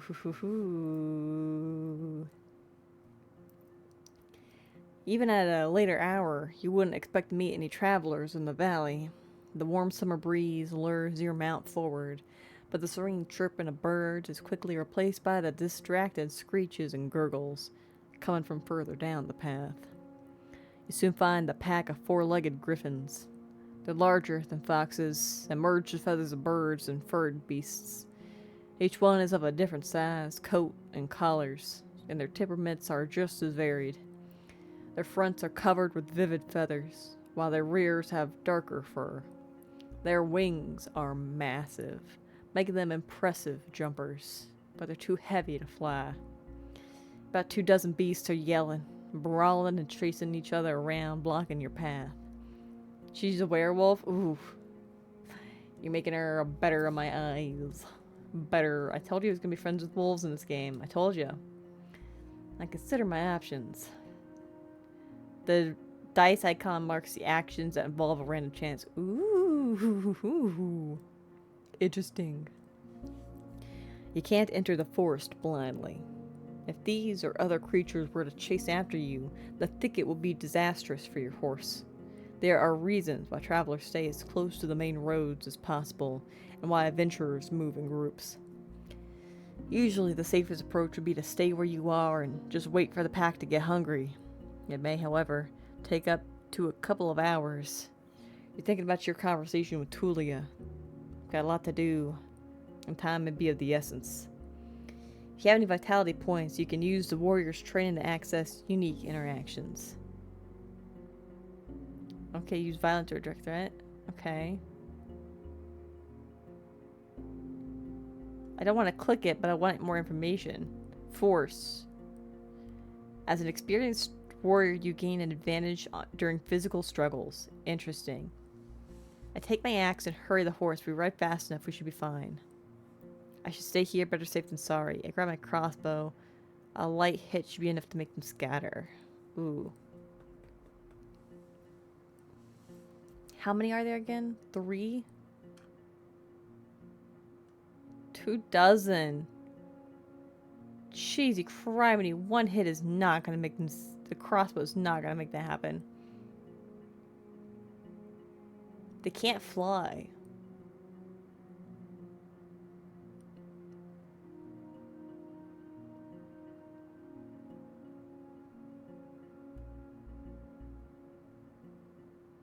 Can I click this?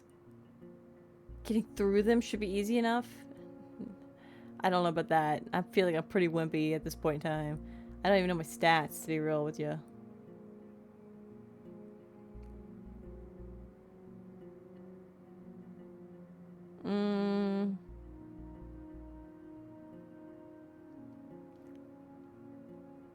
I feel like there's enough and they're getting rambunctious enough that we could maybe just wait them out. You can't fly either? Yeah, but they might not be able to chase after me as well if we get through the forest. I'm gonna wait, try and wait a little bit. I should stay here. Better safe than sorry. Ooh, I got a character sheet. Sweet. While you're observing the griffins from a safe distance, you allow your horse to graze for a bit. Occasionally you see other, smaller animals, but you spend your time undisturbed. After more than an hour of waiting, 2 of the larger beasts engage in what looks like, to you, a savage combat, but results in merely knocking one of them on its side. The defeated griffin stands up completely unharmed, preening its feathers bashfully, while the champion walks away proudly, followed by the other members of his pack.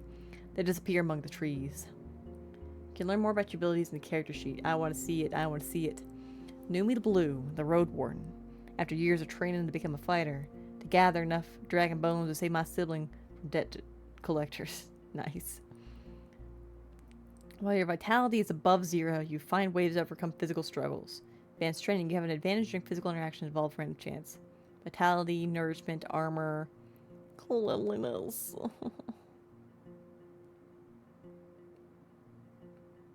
Combat experience. Okay.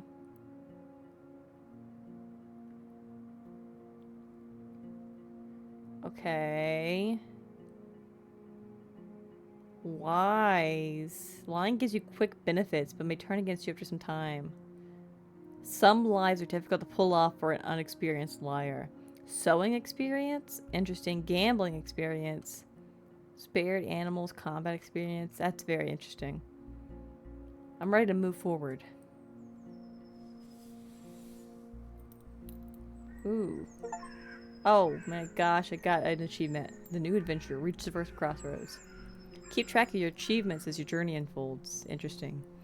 The road splits. According to what the soldiers have told you, you may find a safe end by turning left. The forest to the right is lush, and the trail overgrown. Kids used to have this song. How did it go? Oh my god, I don't have a tune. What am I gonna do if I don't got a tune? The harshest pathway leads to the dragon's lair. Those who search for treasure, do you truly dare? Something like that, maybe? The harshest pathway leads to the dragon's lair.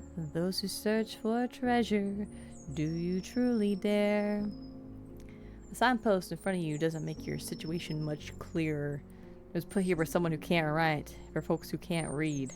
Covered in old red paint, points east. Blood there, as people say. Danger to be found. There's not a soul to ask for guidance. Look at my horse. I can't name my horse.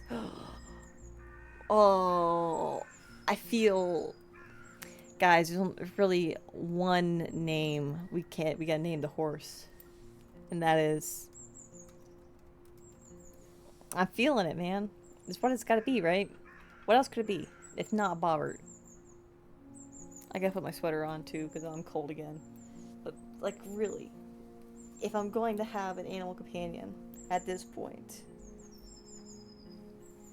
it's got to be Bobbert. In fact, you know, hold on. I can make this even better. If only I were an oil baron, I would definitely have enough for karaoke. Sounds like you need to get digging, Wolf. It sounds like you need to get digging. Hold on. There we go. Bobbert. That's my horse, guys. That's 100% my horse. That's Bobbert right there. Oh, Epona's a good one. Epona's a good one. Like, I've already said Bobbert. I'm going with Bobbert, but Epona's a good one. That was a good one. Check your achievements. Yeah. Bobbert, my horse. Confirm. Bobbert is peaceful as you stroke its mane. Maybe it can't help you choose a path, but you've spent many years together. Happy to go on. It takes a couple of steps forward. You spot a few berry shrubs and wild cabbages, but they still need at least 2 weeks to gain maturity. Time to make a turn. Travel? East is bad. A point connecting the deep roads to the east, western wetlands, and road to Hoblevin. You're currently here. I feel like we need to go west towards the inn, right? Bobbert trots with ease, unbothered by the few branches covering the beaten road. The bird songs and distant howls draw your attention to the forest, which gets sparser and brighter. You spot boars, roe deer, and saurians. Saurians? The sight of a nearby wolfpack worries you, but once you push your hips forward and your path re-enters a canter, the beast don't even begin a pursuit. The speed alone will protect you from many dangers. You notice a stone tower, taller than the trees. Must be the inn I've heard about. Oh, it's so cute. Look at it. Little wagon. 2-story. It looks like they got like a hole in their wall or something. Inns like this one fit the region's travel by merchants, but you wouldn't expect a place of this size in a forsaken peninsula. The stone and the lumber must have been transported from far away, and the workers, guarded by expensive mercenaries, surely lived for many seasons in a primitive hamlet, subsisted on salted supplies. There are seemingly no cracks in the wall, and the building was whitewashed only a few years back. The road is wide and beaten. Dozens of souls could hide, if not in the buildings, and at least in the yard. The expenses of labor put into this fortress were worth many trading ships. 3 armed people are on the ramparts, so you only see what's above their waistline. They're leaning on the parapet, right next to the gate, and you think you notice a glimpse of a smile. They were Gambesons. Each of them died differently. Yellow, green, and linen gray. I approach the gate. A woman in yellow armor leans forward. She's long, curly, disorderly red hair, pointing in every possible direction. This combination of colors doesn't work at all. In the woods, one would have to shout to draw this much attention. Maybe in like an autumn wood? You don't know. There's still a fair distance between the two of you, but she speaks loudly. I ain't seen a horse for years now. I just said that it's weird to see such a large jackass, huh? Her voice is young and strong, with an accent that reminds you of the villages spread around Hoblevin. No jackass would wear a saddle, I'd say. She exchanges a few words with the male guard wearing green. giving you time to move closer. Well, this one here says there really are donkey saddles. Say, traveler, how hard is it to ride a horse? Friendly. How about you give it a try? I laugh. You won't believe it. The lessons were pain. I know.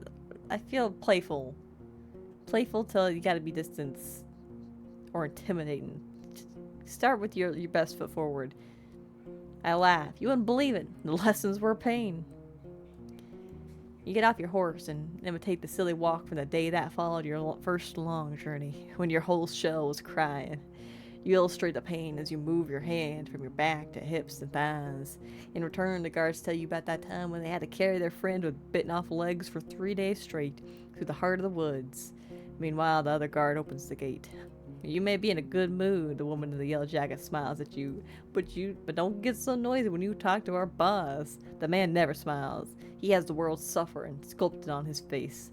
She leads you under the roof under which your palfrey can rest, tethered with a cord on a wooden post near some old hay. Once you're ready, go inside, speak with our boss. Maybe you're hungry. I sure am. I've got 1 nourishment. I need 3 more nourishment to be prime. I also would like a bath. My appearance is 1. I'm so dirty. I'm stinky. I would very much like to cleanse myself. The other guards take care of various chores. They peek at your mount every now and then as they're splitting firewood, cleaning their clothes, weeding the garden patches, and moving chairs. 2 of them are making a rope. I'm not going to use a rope. Rope's apparently like gold in this game. You head towards the inn, hearing the piercing scream of a boar from either side of the yard. Okay. I open the door. If you are at an inn in the morning, you can spend the entire day unresting. Ooh, that's interesting to know. I'll take another sippy.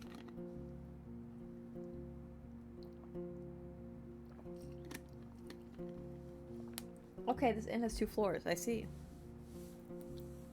It's isometric. Okay, this is cute. This is cute. I've only got a couple beds, though. Are these beds or are they like shelves? I don't feel like the shelves. The locked windows make the air stuffy, and the weak fire in the stove hardly lightens up the hall. A muscular man is sweeping the floor near the stairs, but after he glances at you, he leans the broom against the wall and heads behind the counter. You're lucky to show up. His voice is deep and soft, with a city-like accent. He observed you with keen attention, yet avoids your eyes. I have a keg of decent ale, wormwood, bog myrtle, juniper berries, cat's foot. He fills the mug carefully and puts it on the countertop. If it's going to spoil soon, today maybe, though we don't drink here before the even. I hate to see the good stuff going to waste. His skin is dark, almost purple, rare even among the southern tribes. His hair is naturally bluish. Ooh, I love crazy colors, skin, hair, eyes, stuff like that in fantasy. Always like, yes. Make it as fantasy as possible. Especially crazy hair colors, especially. I love it. I'm one to talk. I have crazy hair colors, but yes, I just love it. Give me more, please. Ah, ba ba ba. And his hair is naturally bluish. His clothes are quite fancy for manual labor. The elegant tunic wouldn't stand out in the city square. I stand at the counter. The planks let out a creak after every step you make, so you slow down a bit. You swear the innkeeper made little to no noise. Here you go. He pushes the mug forward. But just so you know, my pell to the north doesn't belong to Hovelban. You can sleep on the floor if you wish to, but if you want a better meal, you have to pay. You have some leftovers from dinner, but I'd need to check. I was told to be straight up with this man. No. Yeah, do this. I won't stay here for long. I introduce myself. He nods and fills another mug, this time with water. I guess there's no point waiting for a stare again then. I'm glad to see someone taking his place. Hold on, this is accent. I guess there's no point in waiting for Asterion then. I'm glad to see someone taking his place. Even my crew here hits the road only if they need to see the healers of Howler's Dell. Dang it, I feel like I need to be writing this stuff down. I don't have my notebook with me. And they're more than resourceful. A Roadwarden is always going to find work here in the north. Though maybe not on the eastern road. Takes a mouthful of water and drinks it with a pleased sigh. There are no guests here at this time, or hardly ever. I can take a short break. For a brief moment, he meets your eyes. Bright colors usually signify toxicity. Great, love it. Deadly and beautiful. Love it. Sign me up. Do I want to drink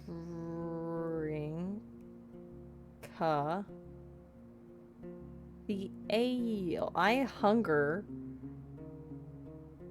I will take the nurse. What if he wants money? I only have a couple dragon boons. I didn't see. I wanted it. He gave it to me out of hospitality. He didn't say. But you have to just assume. I drink the ale. The dark room walls of the mug make the liquid look as brown as a chestnut. The lee in the spring hits your nose, and the first sip is even too complex, too flowery. While the brewer has used fancy ingredients, the exotic licorice ruins the aftertaste. Now you know why there's so much left. Maybe it takes an acquired taste. The innkeeper nods. I was hoping to see someone willing to patrol the roads. Maybe you'll help me with a worrying thought I have. Which is... there are brigands in the woods. Our place is a stronghold, so I'm not afraid of an open strike. But they've got more active in the last 2 years. One day, they may steal our furs. And I've no doubt they're the reason why merchants come here only once. Having bandits around gets expensive. He rubs his hands together, camouflage in his paws. I want you to reach Howler's Dell, northwest from here. It's the largest settlement around. I'm sure you'll get there sooner or later. Ask Thace, the mayor, about Glossia, that bloodthirsty wolf of a woman. I've heard rumors about a raid in the north. If Glossia's ready to break the truce with the locals, I'm willing to join forces with them to get rid of her band. Okay. Glossia's a bandit leader. Thias is the mayor of Howler's Dell in the northwest. I gotcha. He looks at a nearby dragon bone. Not too difficult, right? Just do it when you have a chance. A couple of days won't make much of a difference. I'll pay you 2 coins when you get back with news. Fine? Wolf woman. I don't think she's actually a wolf woman. They said wolf of a woman, which makes you think she's just, you know... I'm not saying she couldn't be, but my thought is she's not. She's just probably ferocious.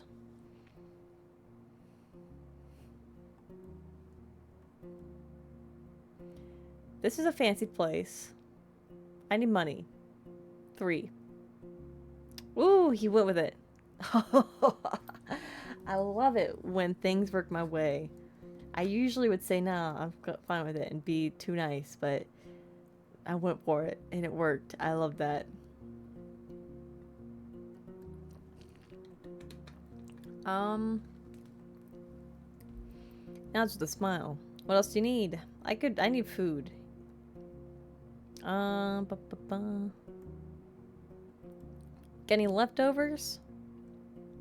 Yes, I feed into our boar. I won't give him away for nothing. Tells you to wait, and leaves the building for a few minutes and returns with a wooden bucket and a long stick in it with a hook. Go through the gate, turn left. You'll see a bunch of bushes. We need some berries. Bring me a bucket full and you'll be done in half an hour or so. Of course, could use a nap anyway, and I'll prepare something to fill you. Hook's not made of metal or wood. It's a long, curved claw, almost black.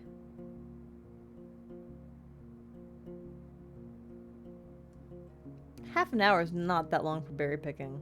It's only half an hour. But I guess I'm not gonna say no. Half an hour, it's quite a lot for berry picking. Ooh, tools are cold, not too heavy. You notice a pair of thick gloves at the bottom of the bucket. Nice, you need those if you're going berry picking. Now the bears are not a problem, the innkeeper smirks. Unlike the snakes, better scare them away with a stick or move them with a hook. And protect your hands. Little ones won't eat you, but don't get bitten. I'm sure you know how to be patient. I have other questions for you right now. What do you need? Yeah, I'm looking for Asterion, the previous Roadwarden. Are you now? He goes to the table and invites you to sit down with him. I don't think I'm going to be much of much help. He rests his elbow on the table top and grunts quietly to clear his throat. But I do want you to find him, so... When asked about his intentions, he measures his words. Astarion and I made a risky deal. Well, a very promising one. Last time he was here, he took 50 coins, my half of the investment. He knocks on the table with a fist, anxiously. If you get my coin, or at least find out what happened to the guy, I'll make sure you won't be disappointed after bringing me the news. Could it be Astarion who stole the coins and ran away? He looks at the window and starts to play with the shutter. I just think Astarion ain't the kind of soul that would do such a thing. For him, it wasn't much of a fortune, and I'd risk saying he had earned my trust. Not only mine, you know.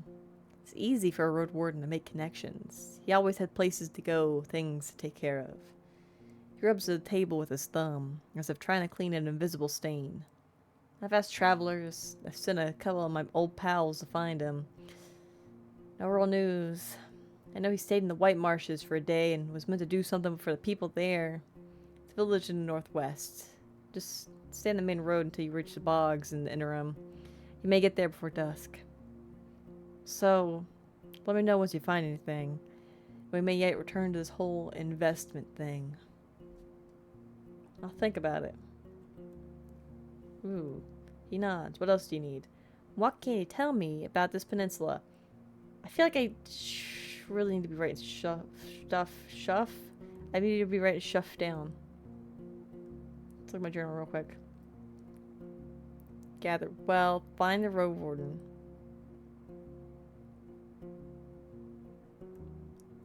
"50 dragons. Astarion's last seen in White Marshes." At least this keeps updates of stuff. That's really, really nice. It's really useful. Gloscia's band. Yeah, okay. Return.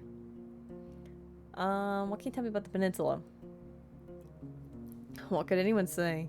This place doesn't even have a name, unless there's an old book in an archive that no soul knows about. You know what I call everything from here to the coast? The hunting ground. He glances at your ass. But it's not us who hunt, keep that in heart, but the beasts in all shapes and forms. His words gain confidence slowly, which is strengthened by his deep voice. I've lived in this inn for over 10 years now, and I've only seen a couple of roads, a couple of places. It's just... Once you get here, and you see how harsh it is to hit the road, you have only more reasons to stay at the warm stove behind a wall. Even if it's suffocating. He looks towards the windows. I'm sure you've heard a lot already. That the people don't build hamlets anymore. There are no more ibexes from the south, and the traders stay for only a few days. All of our iron is used for cauldrons, not swords or tools. Interesting. Are the eastern roads as rough as I've heard? 'Cause I've heard that they're bad, and that signpost back there said they were bad. What are they like? Pretty much. Don't leave the main road, I'd say. Not so far from here, you'll find an old dolmen. What the heck is a dolmen? A few of my people had to spend a night there, and monkeys stole food and gods in their bags. What's a god? It was their fault. One of them had fallen asleep in the middle of his watch, but, you know. The eastern forests are wild. The roads are rough. Almost no soul lives there. One day all these roads will be swallowed by the trees again. So interesting. So interesting. Furthest my team has ever gone was the home of the Enchantress. Enchantress! That sounds enchanting. I'm so enchanted already. Enchantress is such a great word. Just stay on track until you reach the crossroads, right near an abandoned watchtower. From there, turn east. You'll recognize the place. It's a nice home in a lonely meadow, surrounded by a wall. He looks toward the closed window. Then it's you again. Kind of like our walls, but simpler. Without coating. She lives as a hermit. Eudocia. Ooh, that's a cool name. I don't even know how she survives there, but if you don't have decent coin, you won't find much there. Dang it, I don't have coin. I got like 5 coins. It's terrible. So back to the crossroads. Turn left instead, you see a road. People stay away from it. It connects the tower and the monastery. Shortcut between the two sides of the peninsula. I was warned by the locals not to use it. It already belongs to the beasts. What will I find traveling west? Well, there are hills nearby. Then you'll find a village. Maybe an hour away from here. It was destroyed by beasts almost a decade ago. Nothing to see there. The goblins live there now, so most people just travel around it. And they say it's haunted, but who knows? Who cares? He crosses his arms and starts his way back and forth, gathering his thoughts. You get to a large tree on the edge of the swamp. For the locals, it's sacred. You're not used to hearing someone mention pagans as if there's nothing unusual about them. There's a small path south which leads to an old mine in the mountains. Nothing to find there, but keep riding north and you'll find Howler's Dell set at a clean brook. Farmers live there, and mufflons and druids. What's a mufflon? They'll let you stay for a night, but they're not cheap. If anyone thinks my prices are bad, it means they ain't been to the Ape Ale Inn yet. He lets out a gentle smile. Okay. So to the west, go around a goblin-infested village, tree for at a swamp, and then south, old mine in the mountains. Okay, did the tree go north? That's where Howler's Dell is. I gotcha. I nod. I know only a bit about the next settlement. Old Pagos. Pagos? Pagos. I'm going Pagos. Old Pagos. Soil there ain't too fertile, so they work in their quarry and help other settlements build things in exchange for crops. Forests and hills aren't too harsh, but the Seekers have a small monastery nearby, in the mountains. I don't care much about them. They keep to themselves. They don't pay well. The third village is unknown to me. White marshes set at the bogs. I've heard it smells like a griffin's lair. I've heard a lot of nasty rumors about that place, but I won't share them. I don't want to be a lie spreader. So 3 villages really. Howlers, the one near the monastery, whatever it's called, and marshes. Don't let their beds and palisades fool you though. Weird people live there. Don't tell them more than you need to.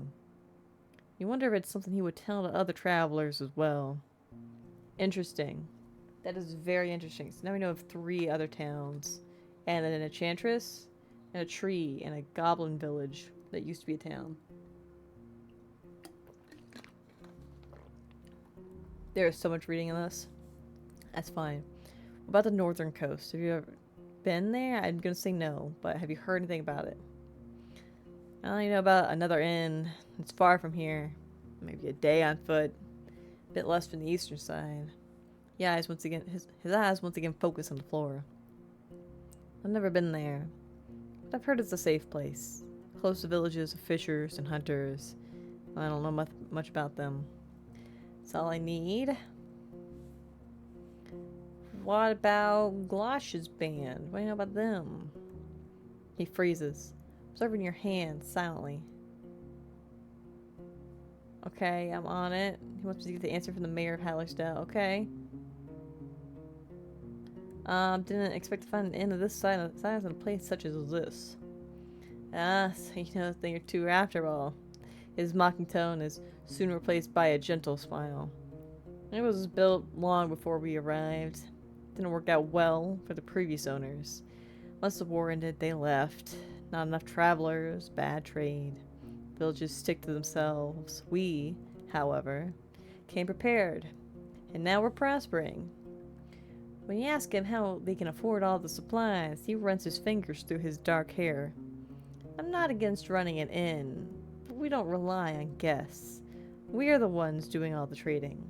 My hunters are a clever bunch and stay safe in the forest. In exchange for furs, claws, and bones, we get what we need, and more, both from the south and the north. He relaxes in his chair. We have a good life here. We spent a whole lot on armor, crossbows, lumber spears. But another 10, maybe 20 years, we'll have enough savings to move to Hovelvin and not work for another day of our lives. We take risks, but smartly. The team is stronger than ever, and I have big plans for us. I'm not gonna talk about his skin. That's so rude. But I will ask about the pelt of the name. That's interesting. Is there a good story behind his name? I mean, there's a story, but it's not a good one. He clears his throat. For years, I wanted to have an inn called Pelt, but in my city, it would be in bad taste. Taverns and inns named with a single word were cheap, had a nasty reputation. There was the Claw and Mugger, Basilisk, and Blissful, I think. The good places used at least 2 words: empty barrel, a rose, and a helmet. Empress's smile, pighead was the exception. It was a real dive. He chuckles. In my soul, it's still just a pelt. Pelts are what we came here for, and will make us reach our goals. I return to my other questions. Any rumors worth sharing? Crosses his arms. I don't like to talk about people who ain't nearby. But you know what you're doing. Who are you wondering about? Tell me about... Oh no, this is like Fallout. I don't know nothing. Oh, shucks. I don't know anybody to ask about. Use keyboard to name people you're interested in. I don't know. I haven't been given any other names besides Asterion. I can ask about Asterion again. Come here. Hey! Well, not a large man, but broad-shouldered, red hair and beard. I don't know what to say. Raises a muscled arm and places a hand on the back of his head. He was a fine fellow, but I doubt he's alive. He always tried to stay away from things. Let's say. People knew him, but he didn't really have any allies. Maybe the locals know what happened to him. They decided not to help him, or they wanted to get rid of him. Interesting. Interesting. He leans forward, looks at his boots. Asterion was a fine man. A quiet one, but not dumb. He hated me many times. Not for free, of course. And when he couldn't finish the job, it was for damn good reasons. And you know what? He looks you in the eyes. He was scrupulous. Patient. I'd be shocked if he died because of some mistake of his. Maybe the bandits got to him. Why not? Interesting. Ask about tulips? Tulia? How about Tulia? I ain't seen Tulia in quite some time, since her squad vanished into fogs. She's been careful. Glad to know she's still alive. She's too inexperienced to lead the others into battle, I think. He shrugs. Like most people, she needs to follow others, but she already knows that. There's nothing worse than a fighter too stupid to limit their ambitions. Glossia? I can ask about Glossia. You're right, that's another name that dropped. Ooh, I can ask about Tyus, too. Glossia. I've met her more than once. She's older than me. Wrinkled. Tanned. I don't know how she has survived so long. I've heard she's from the coast. I don't really know her story. She's strong, though. And convincing. She wanted to move her band to Pelt. Make huts in the courtyard. When I told her to leave, she didn't make a scene or anything. But her face... it was chilling. He looks at the stove. And she may want revenge. Glossia is a cruel soul in a scary shell. How about Tyus? Yeah, people say she's a good mayor. Oh, I assumed this was a man, but thank you for correcting me. People say she's a good mayor. But she's rich from birth, so also careless. She doesn't know the struggle, the hunger and dirt, so fancies her clothes more than one should. She thinks she keeps her village safe even though it's the druids who do all the work. He looks down, but finally speaks again. She may be frivolous, but isn't stupid. You're smart, but to keep your eyes open.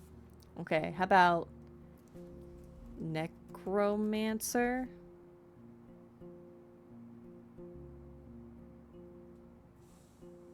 Ooh! Ooh, he crosses his arms. When he crosses his arms, the room gets a bit colder. I'm a city man, Roadwarden.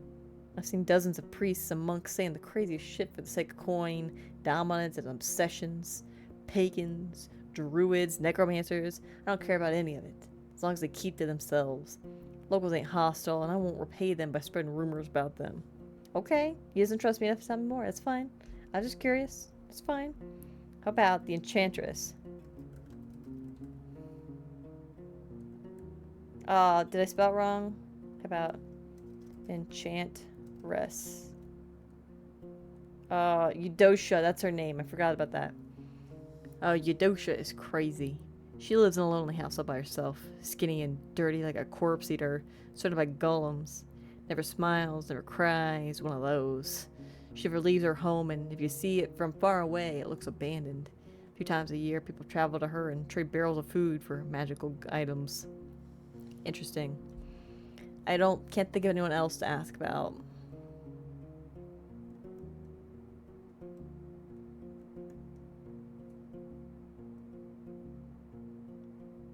Can't think of anything else to ask about.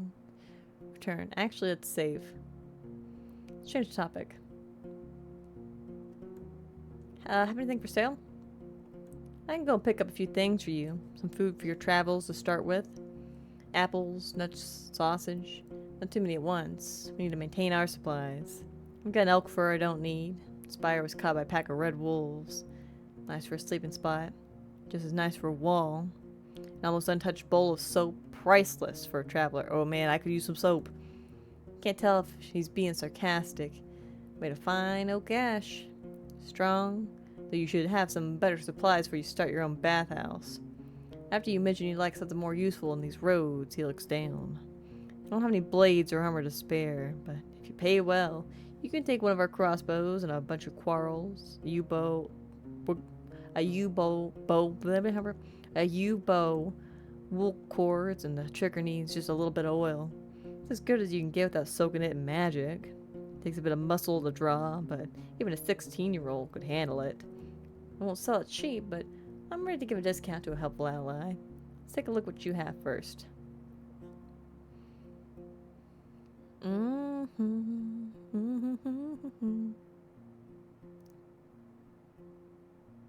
An oak-based balm that burns skin on longer contact? Aw, man. I kinda need food.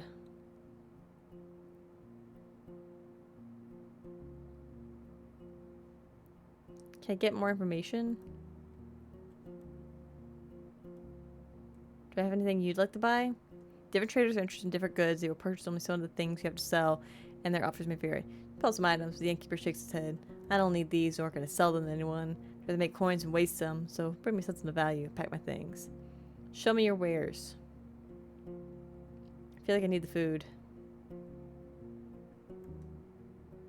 Bought 3 food rations. I'm down to 4. I need a bath.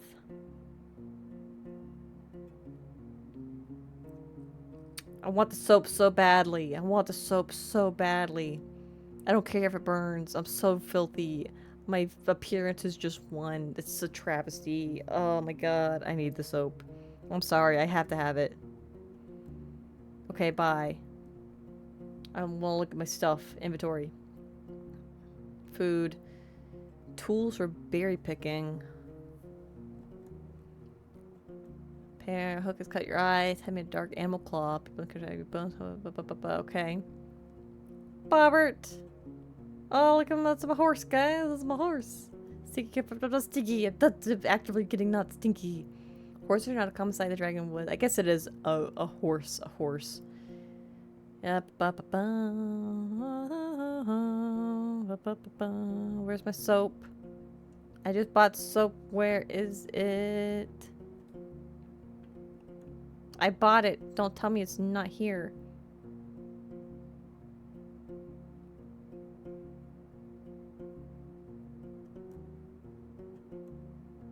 Return.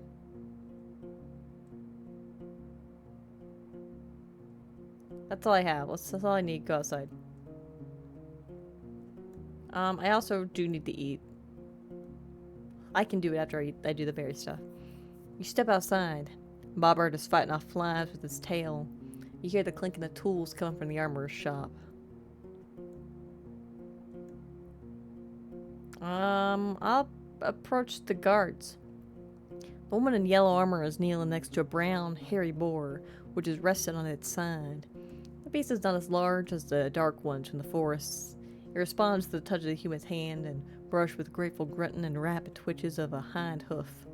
No matter how friendly it appears, it's still tethered to the well, and you have no doubts that its charge would leave Bobbert dead in a breath.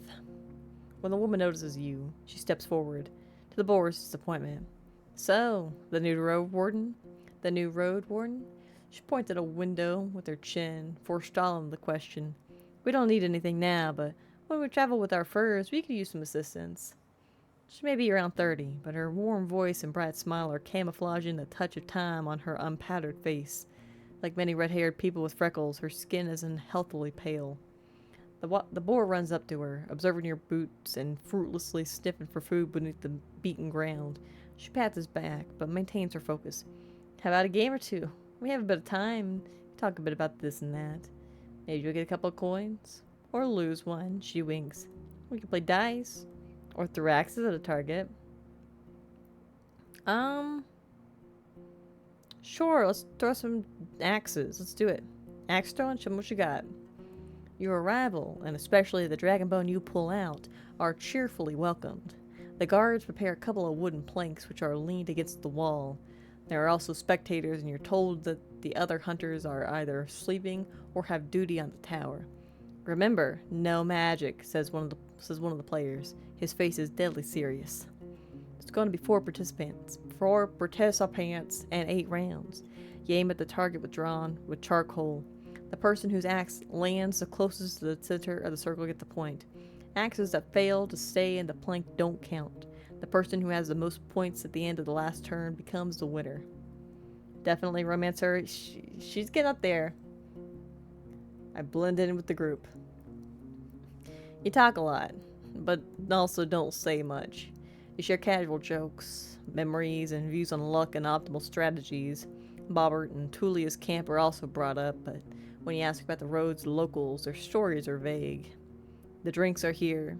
It's a poor beer made from the leftovers after the regular brewing. It's cold, sweet, and doesn't reach your head, but you try to avoid the smell. Just don't spill anything. The boar may get sick, says the opponent with one arm. As a guest, you start the first throw. Your axe flies well, hitting the very middle of the painted target and piercing the plank with a pleasant thud, which makes it really difficult for the other players to outperform you. A minute later, you've won the first round, but you can't expect to be that lucky every time. I am forceful. I've trained in axe throwing for years. I've got this. Hey! Sup, Wim? What's going on with chicken bacon? Thank you for the head pats. Hello. How are you doing? Hopefully well. We're just chilling, playing this for text-based RPG called Roadwarden I've wanted to play for a while. We're having a fun time. I'm now in an axe throwing contest with some folks. You know, fun times. Gambling my money, as one does. Definitely not going to end poorly for me. And a Wata, thank you, I need it. There's so much talking in this. Love a text-based RPG. It's pretty fun. It's pretty fun so far. Although I am stinky and starving. My appearance is 1 out of 5. And my face is dirty. It's not... I need a bath so bad.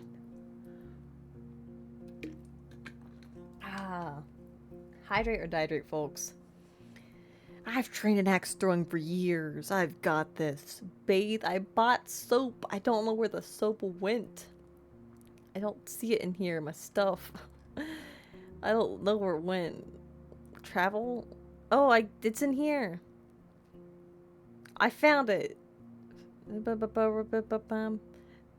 rinse before it starts to burn. Get rid of the dirt, find no time, almost odorless. Yeah, I can take a bath now, hopefully, maybe. Anyway, I've trained in axe throwing for years. I've got this. Aw, man, she beat me. Now I only have like 2 coins left. Even though you get 2 points, the guard in yellow armor gets 1 more. Yes! She raises her fist and nods to the spectators, who chuckle at her cheeky pride. After you give her your coin, she looks you in the eyes with a smile. Ooh, what do I want to ask? Heart of the woods. Tell me... Like Wolf said, maybe we can make this a dating sim. Sup, girl? Tell me about yourself.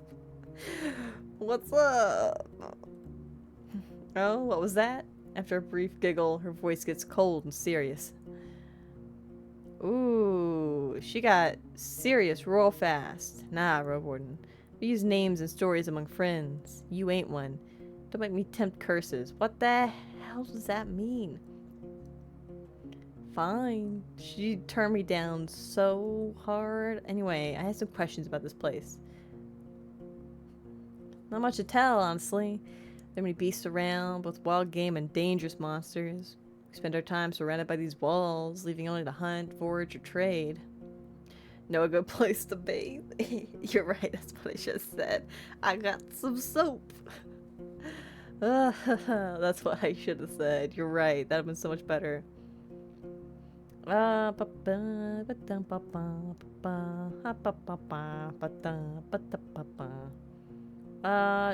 didn't like when I talked about the necromancers, so I'm not gonna ask about that. What do you usually hunt for? Anything we can eat or sell. There's a partridge, a squirrel, or a rat. We don't complain. But when we move as a group, we look for something larger. Deers and aurochs are delicious, but we don't always look for taste alone. There's value in bones, antlers, claws, tusks. Things people use to make tools or sculptures. We use some of them to make tools and spears. You can never have enough spears. She pauses and looks at a strand of her hair, then suddenly speaks up again. And we look for furs, of course. Interesting. You didn't say furs first, even though what's-his-face in the end was all like, we're fur people, that's what we do. Any interesting creatures nearby, then? Here. Everything lives here. She flips her hair. I swear, we saw a few dragons, a unicorn family, a battle between trolls and goblins, faced 2 beastmen. Oh, and a gargoyle, and a hunting queen shouts all the time. What the heck is a hunting queen? I could tell you all about them, but I won't. She winks and pats the boar on his head. You know, hunters have their secrets. Tell me about this boar. Yeah, does this boar have a name? Can I pet it? Can I pet the good boar? How could you not be? She crouches and raises the boar's head, but it steps away and squeals as if someone's murdering it.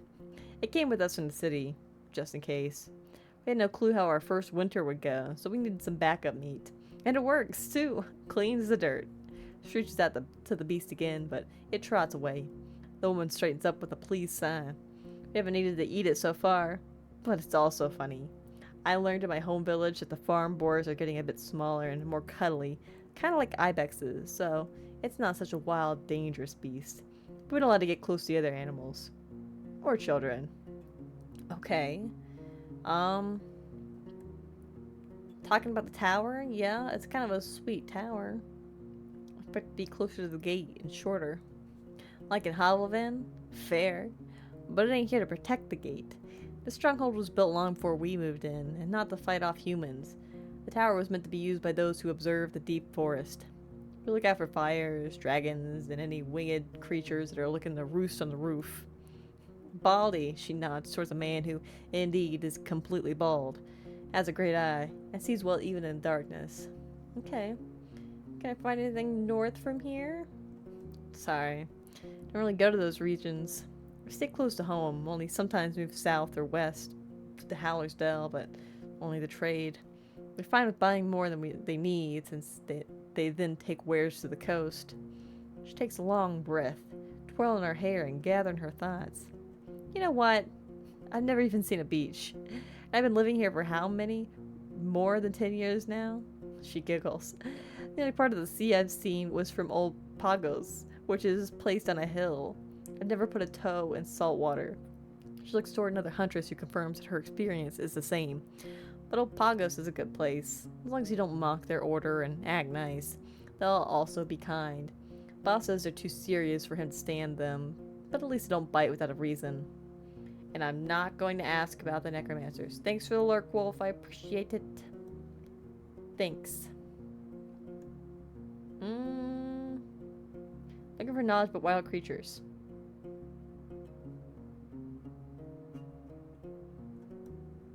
Ooh. Ooh, I don't got enough for that. Well, I told you our knowledge is valuable. I don't know. She looks at the boar, which seems to be obsessed with a clump of grass growing next to the wall. 15 dragons, no less. Never mind. You ever been at the heart of the woods? I don't know if I've heard anything about that yet. We sometimes hunt south from there. There are good hunting grounds in the western half. The second one is too overgrown. Maybe the soil is different. She shrugs and moves a hair away from her forehead. But it's a risky spot. There are treants there and wolves. Even the furless ones. Ugh. What? Oh. Excuse? Furless wolf? No. Get out of here with that. I mean, don't get me wrong. I like my hairless cats and my nugs any day, but... Ugh. I'm not sure about that one, guys.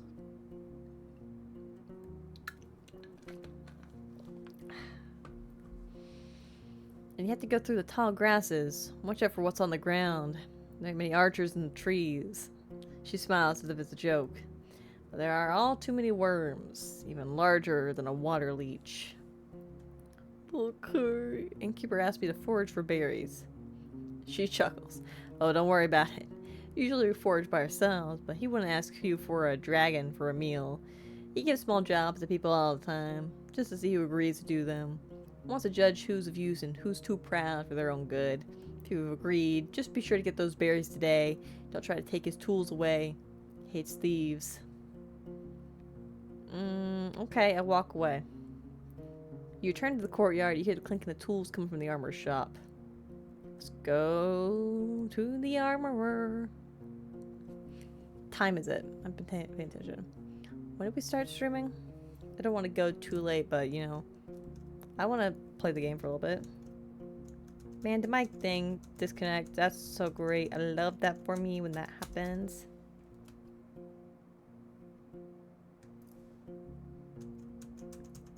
Oh, my thing about to disconnect. I'll deal with it later. You walk past the well and find a small open shed, not unlike the stable, but with a humble set of tables. That right. Carving tools, hammers, sharpened stones, pincers, knives, and other tools. As long as something can be solved by brute force, this place will find a way to do so. There are two people sitting on a long bench. First one is a male with maybe inch-long hair, a cleanly shaven face, a thin, long, yellow tunic, bare legs, and sandals. He ignores your presence, so on a gambeson with great concentration. The second person is a boy, maybe 15, who's wearing the crude outfit of a farmer. He glances at you, but sooner turns to sharpening a long dagger. Sup, folks? The man raises his head, but it's the boy who speaks, focused on his task. He ain't talking. Tell him what it is you need. The man smiles in confirmation, looks at the piece of garment in his hands, then looks around, shrugs, and returns to you with a raised eyebrow.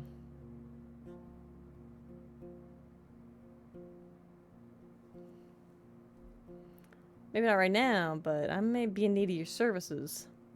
Hey, I'm like the new trader. Love that for me. He nods, pointing at the laces in the front of your jacket, raises his clenched fingers to his shoulders, and gently spreads and lowers them as if he's taken off a robe. You follow his command and allow him to properly inspect your gambeson. After a few minutes, he gives it back, then reaches for his pouch and pulls out one dragon bone, shrugs, then another one and waves both of them in the air, pursing his lips, makes a few speech-like noises with his empty mouth, groaning what sounds like, I don't know, and consider his offer. I can't do it. Back up, I can't do it. Look at the youngster, learning the trade, I see? Kind of, he answers reluctantly, but his teacher pats his knee, giving him a harsh look. The kid clears his throat. Yes, but we both ain't masters, you see. There's not a soul to teach us, so once I'm ready, I'll try hunting instead. Fixing things for others is boring. The man grunts a sound, though you don't understand it. Seeing your face, the boy chuckles. He said safe. Let's be in the middle. Boring, but safe. The man nods. Could you patch my clothes as they were torn? He shakes his head and points to the uneven seams on his own tunic. He grabs a crude bone needle and shows you its broken head. He won't even if he had the tools, says the boy. But you can try in Howler's Dell or Gale Rocks. Ooh, that's a new place. Okay, I leave the shed. Thanks, folks. I go to the well. The recently renovated wooden roof covers the well from rain and birds. One of the guards is enjoying a cold drink he drew with a bucket. It tells you to use only as much water as is necessary.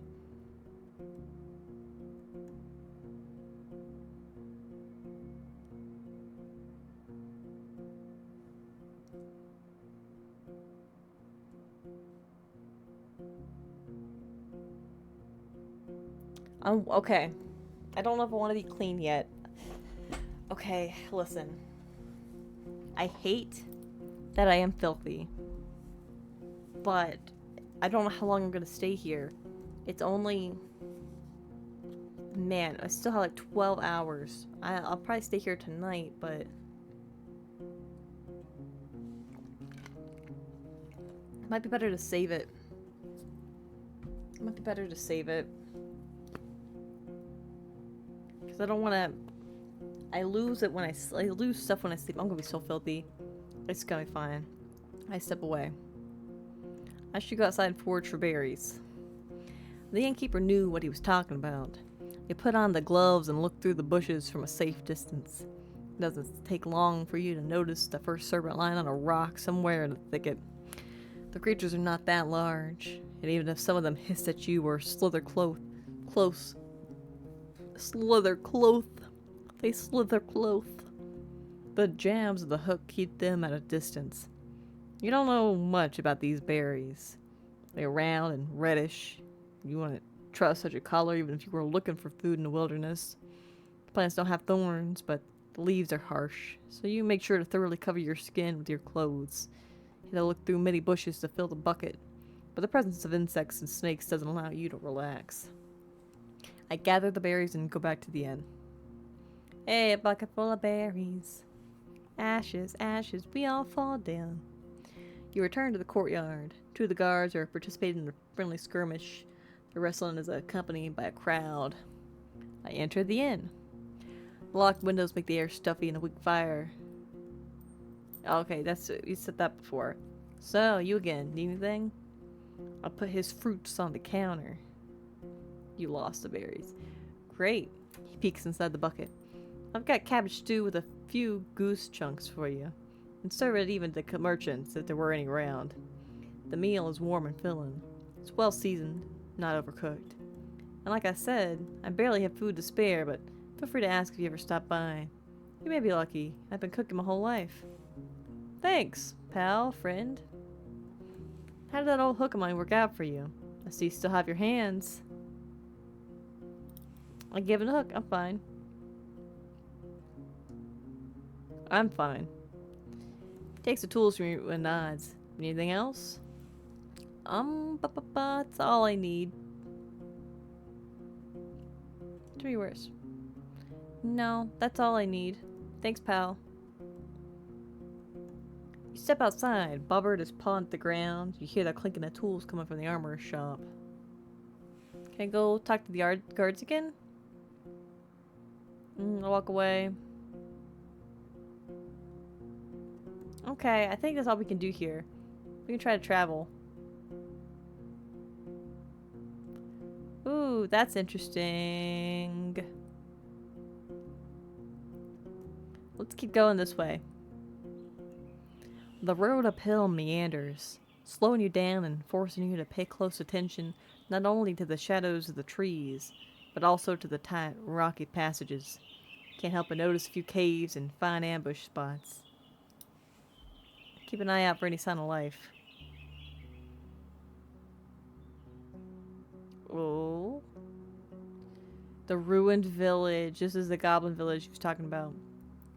Standing in front of the gate, you hear no voices, no tools at work, no steps. Dozens of birds live among the collapsed roofs. They're fluttering, singing and squawking as free of worries. If you want to travel any further, you need to ride around the palisade. Searching the ruins may take a lot of time. The broken gate is in the north. In the north will lead you to the village.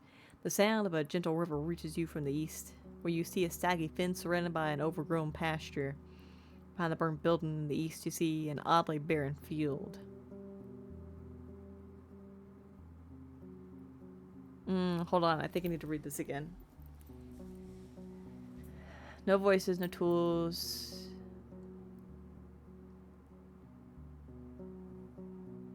Um, to find it further, you need to ride around the palisades. Searching the ruins may take a lot of time. The broken gate in the north will lead you to the village.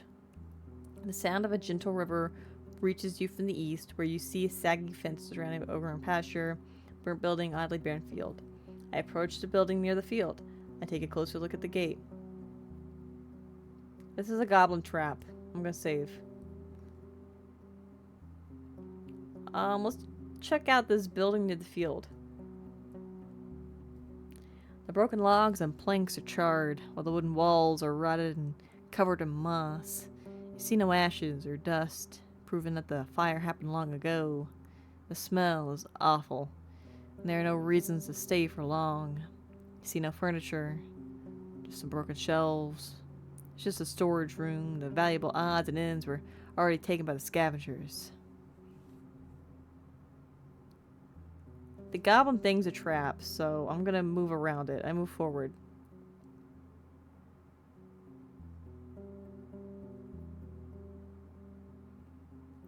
Let's go to the pasture, I suppose. Interesting. You don't find a single sign of the livestock that lived here in the past.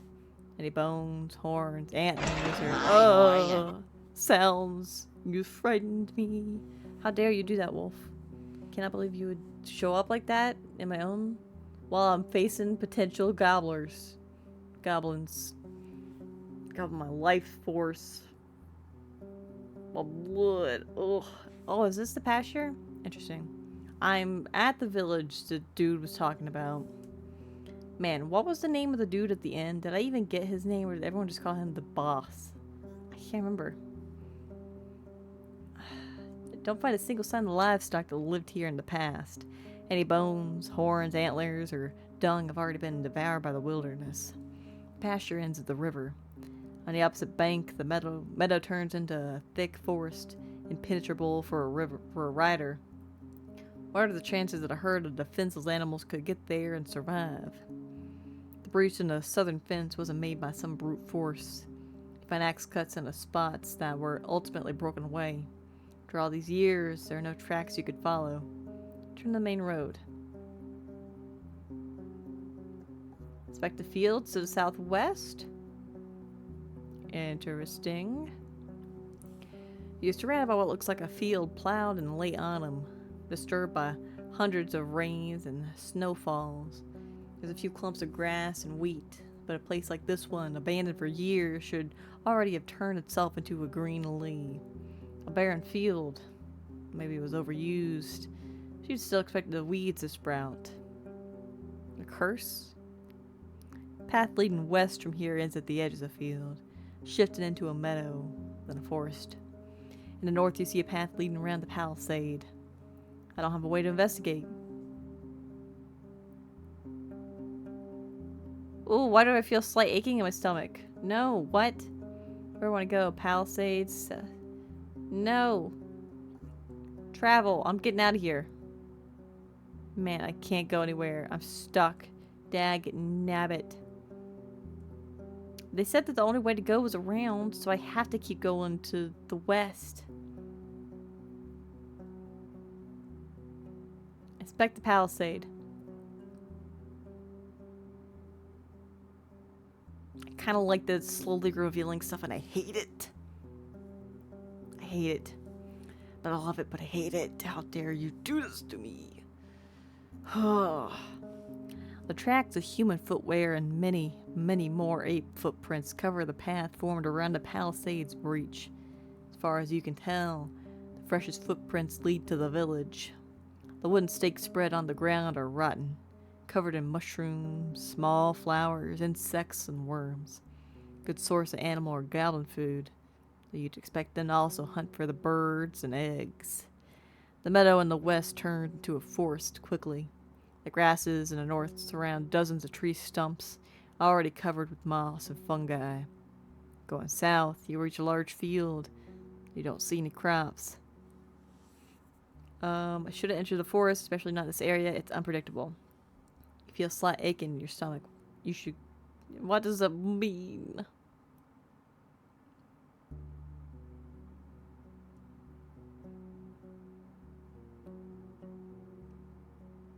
I have to go around and explore the northwest part of the village. Oh, I didn't mean to go in the village. Dag nabbit. Are you hungry? I'm not hungry. I have 3 out of 4 nourishment. I don't know what's happening. I don't know what's happening to me, Wolf. I'm freaking out. I'm freaking out, man. Ooh, I'm freaking out. This is gonna end so badly. I'm freaking out. The colorful grass covers the entire fenced pasture. The large stone placed in the middle suggests it could be a playground for ibexes, or maybe it's just an old garden. See a couple of small sheds, a latrine, and a single building to the south, completely burnt down. All these places were cleaned out by scavengers. Bobbert doesn't want to approach the large ruins in the north. The terrible stench of feces and rotten wood scares you off as well. The paths are covered with goblin footprints. It's daytime, so the pack should be asleep. The beasts were active. They try to scare you off or hunt down your mount. This is their territory, and once they wake up, you will face a furious enemy. I don't even know if I have gender in this. I'll be real with ya. So far, I'm in it, which I don't know. I don't know what the reproductive capabilities of an it are in this. Freaking, so it's magical, so anything's possible, man. I go somewhere else. Quietly.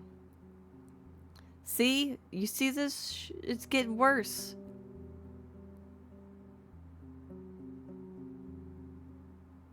Your stomach makes you let out a painful groan. Where do you want to go? I think this place is freaking cursed, man.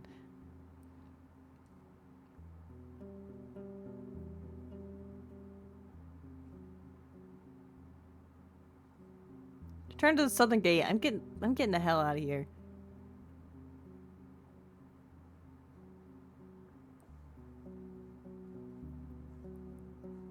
Move forward. How do I get out of here? I want to leave. Let me leave. Inspect the clearing to the west. I want to get out of here. Please, let me go. The meadow is lush and colorful, and so dense it's unsafe for a rider. For a couple of minutes, you lead Bobbert with a rope, avoiding the potential disaster in case of a hoof falling into an animal den. Being forced to travel around the palisade every time you get here is going to be a pain. Most of the tree trunks look similar and have a comparable size. They are most likely planted with the sole purpose of being cut down and used by the locals, cutting so many trees at once. That alone could provoke the wrath of the herds. Such a process should be spread across a couple of seasons, and you can't be sure that was the case. In the west and north, the clearing returns to a wild forest. In the east, you see a road leading north. I leave the clearing. Go. I don't want to be here. Take the road. I go to the road leading north from the village. You're at a closed northern gate. The neglected road is partially overgrown. You hear a river in the east, separated by the lush meadow, filled with crickets and rodents. I want to open the gate, though. I go somewhere else. You son of a bean farmer. I don't want to open the gate.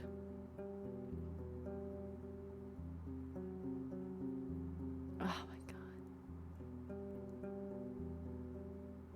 I don't want to be here. The past year have almost been reclaimed by grasses. To your east and west. Oh, can I... Dagnabbit, can I go to the map now? Dagnabbit, I can't. I want to go... Seek shelter? What does that mean? I'm so nervous. I'm so afraid. I'm so afraid, guys. I'm so afraid. To your east and west, you see shadowy alleys behind damaged buildings, while the path south leads to the main square. I approached the nearby... No, I don't want to approach this tree. Open the gate. It may take a couple hours, especially without proper tools to help you remove all the ground and rocks. Tree.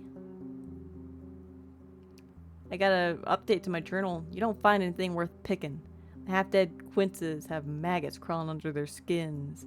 wonder which part of this meal was more tempted for the dark-winged birds sitting among the branches, the flesh of the fruits or of the worms. Quizzes are rarely eaten without having a chance to blit. What the heck does that mean? You can safely guess that these were meant to be dried, or to add taste to cookies or hard drinks. After a few moments, you realize that the bottom part of the tree, just above the ground, is partially charred. Someone must have opposed the torch here, but the wet wood didn't burst into flames. Go somewhere else.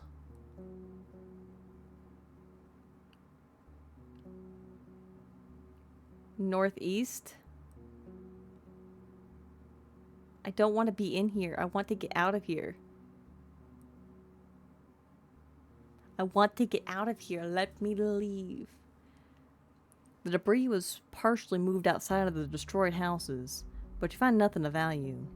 The table, cupboard, shelves, and bits and pieces were carefully ransacked. The wildly growing vegetables and herbs are the only remnants of the abandoned gardens. You spot fresh human footprints at the entrance to the latrine, most of which lead to and from the center of the village. You notice a set of simple tools leaned against a pile of rubble. A wooden spade and a shovel, a pointed stick, a hoe with a bone head, a stone axe. All of them are too old and too awkward to bother with transporting them around, but you'll know where to find them if you need them in the future. Good to know. No escape. This is what I was freaking saying. The closer you are to the village and the longer you stay around, the sicker you feel. The taste of gastric juices hits your mouth. Your forehead hurts. You start to stumble. Bobbert word by the side pokes your head with his nose.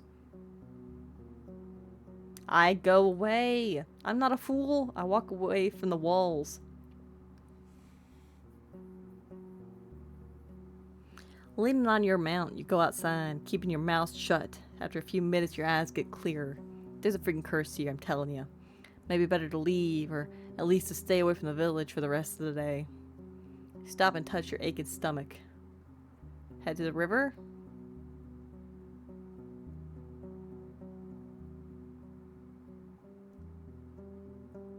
Okay, how the hell do I get away from this place? Is this not the road to go up here? I'm losing it, fellas. I'm losing it. You see a quenching family of boars, some of them brown, some black. You consider turning back, but they pay you little attention. After a couple of grunts, they run north. The river is not too wide, yet unusually deep, with banks altered by the locals for decades, if not centuries. Water is cold and clean, yet filled with long plants growing from the bottom. You'd rather avoid jumping inside or drinking from it, but you're tempted to at least wash your face, neck, and hands. Dozens, if not hundreds, of small fish are looking for tasty leaves, but also try to avoid their predators. They dance and laugh, completely unaware of your presence. Suddenly realize there's something else buried among the kelp. Rusty sickles sticking out of the ground, a couple of stone axes and hoes, wooden handles, and a large wagon are covered with moss. But you recognize their shapes. Why would someone drop them here? On the opposite bank, a meadow turns into a thick forest, impenetrable for a rider. I turn back.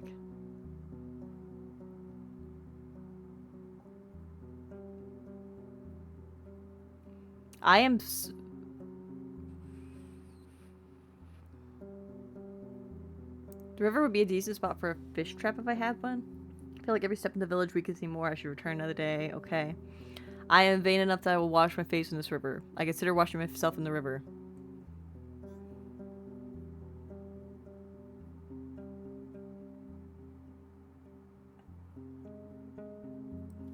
The living stream filled with fish and plants won't help you much. The oak ash soap can help you get cleaner. I don't necessarily want to get so clean. I just like to get cleaner. I wash my shell.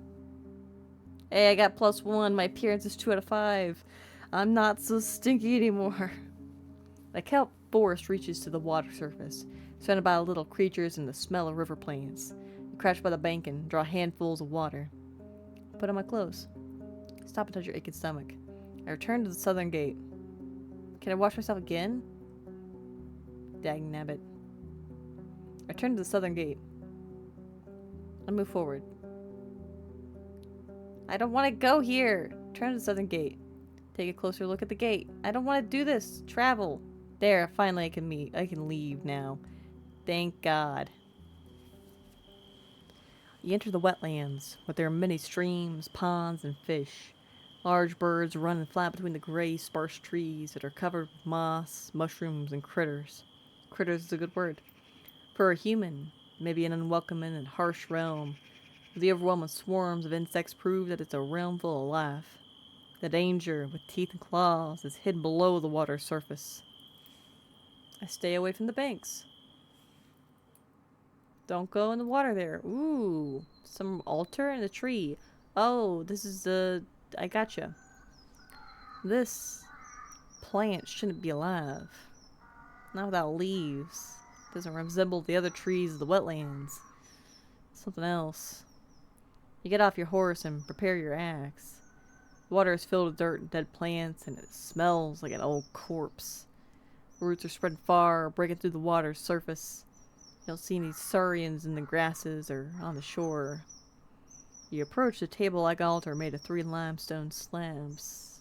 Were these rocks originally as formless as they are now, or was there a point in time, centuries ago, when they were precisely shaped and decorated by masters of artistry? There's no way to tell. Unless I was a scholar. Dagnabbit, I should have been scholar instead of a fighter. Gosh. Bobbert is peacefully observing the dark grasses and slapping flies with his tail.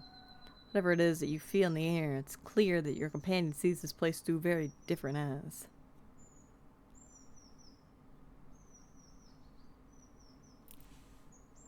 I smile and scratch the bottom of Bobbert's neck.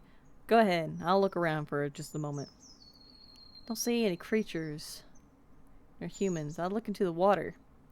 You step cautiously, without knowing how deep it gets. You have to consider that the saurian could be camouflaged in the mud, waiting for a victim to get near. Since you don't plan to kneel down and drink, you're hoping to dodge a potential strike. Once you get closer, you start breathing again. While the water is dirty, it's also shallow. You see the vegetation, swimming insects, and even small fish. All of them stay away from the tree roots, which look like spider web covering the bottom of the pond. Aside from that, you don't see anything that would catch your attention. Oh, look at the roots. You need in front of one that's lying on the shore. It's brown, covered with hair that resembles that of your arm. Ugh. When you touch it, it's moist, soft, and warmer than you would expect. I do something with it?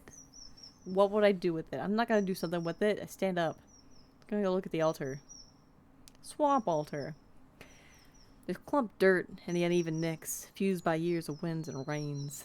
The bottom surface of the table is dusty, if you don't find any spider webs or mold, even though it's a perfect spot for them.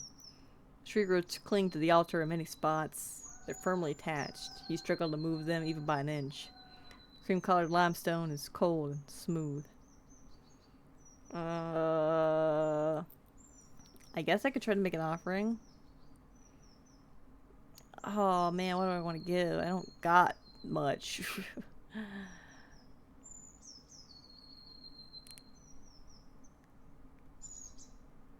Food ration? I can do that. Food ration. Confirm.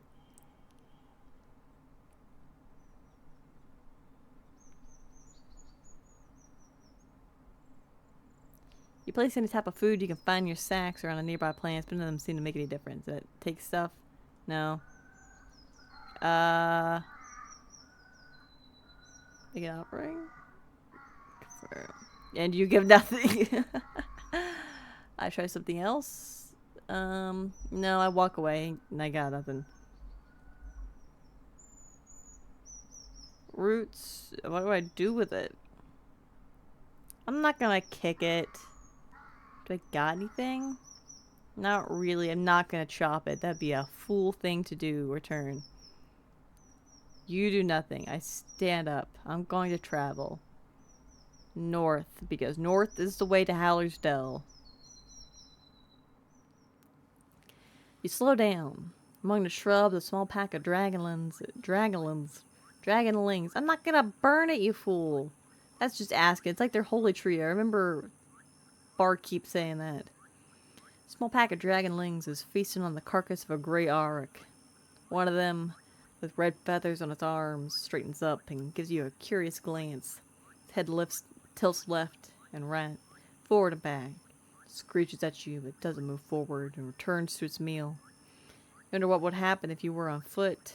Would they let you be, satisfied with their prey? Or would they run after you? But if so, for what reason? For now you have enough space to move forward. You stay safe. The powerful jaws break the monster's bones loudly, then bite off and swallow chunks of meat. I ride forward, but I keep my distance and look over my shoulder.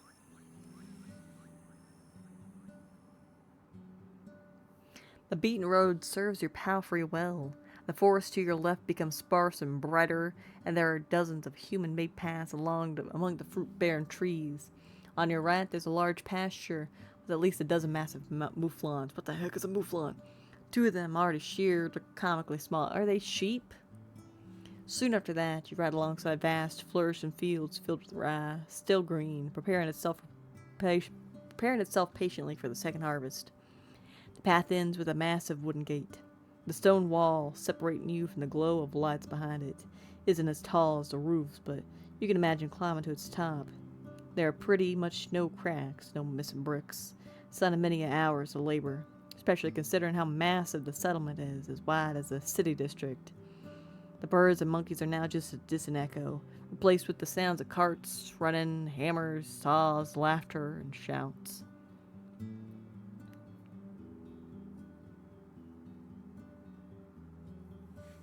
Okay, maybe you can rest here. A young man is leaning against the closed gate, covered by its shadow. He's young, tanned, has a short, elegantly trimmed red beard. Asterian! Beneath the green gambeson, he wears an expensive tunic decorated with colorful trim. And that can't be. The Asterian was older. Oh, that's a yawn. From his arm hangs a steel helmet, though the metal is so thin that it's mostly made of wool and leather. He moves into the light and takes on the posture of a disciplined soldier, not a mercenary. He's standing upright with his chin up. There are two weapons on the ground, leaning on the wooden beams of the gate. An axe made of steel and a wooden club.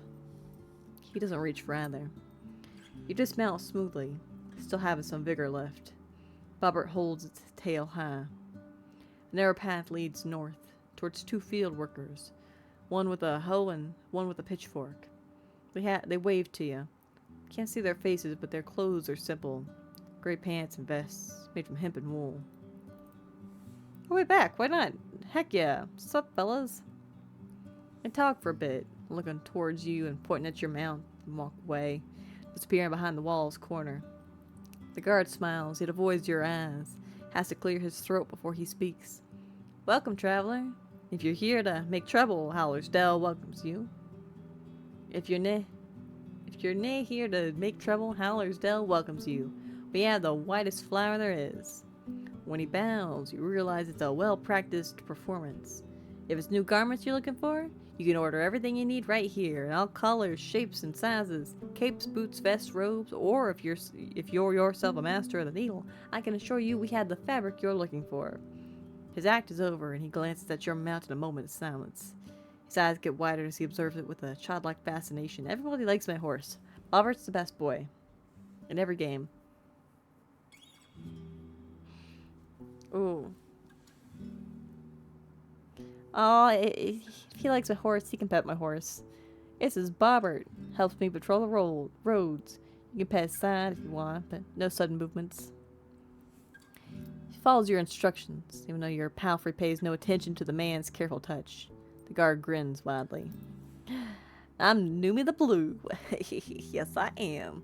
Your new Roadwarden. I want to see your mayor. A city folk, eh? Mayor's busy, but I'll ask her. Give us a moment to let you in. He knocks at the gate, which is then pulled inwards by two other guards, a man and a woman, wearing their own gambesons, similarly green, but tailor-made to match their figures. Nearby buildings are simple houses made of wooden beams and covered with thatch, while the storehouse is even more modest, with a roof made of planks. The watchtower has a ladder made of ropes and sticks, no stairs. Just give me a moment. The guard strides away before he finishes the last word. The others close the gate behind you and observe your mount carefully. Your eyes run east to a humming creek running through the center of the village. How secure can this place be if you have the river running through here? I wait for the return of the messenger. Calm inside, eh? That's Howler Creek. That's Howler Creek. Howler's Creek. The guard, like most of the locals, is taller than you. Wide but shallow. There's never been a flood in years. Pa told me there used to be nae bridges. Neighbors crossed it with their boots in their hands, and 'tis clean like a raindrop, but there are nae many fish.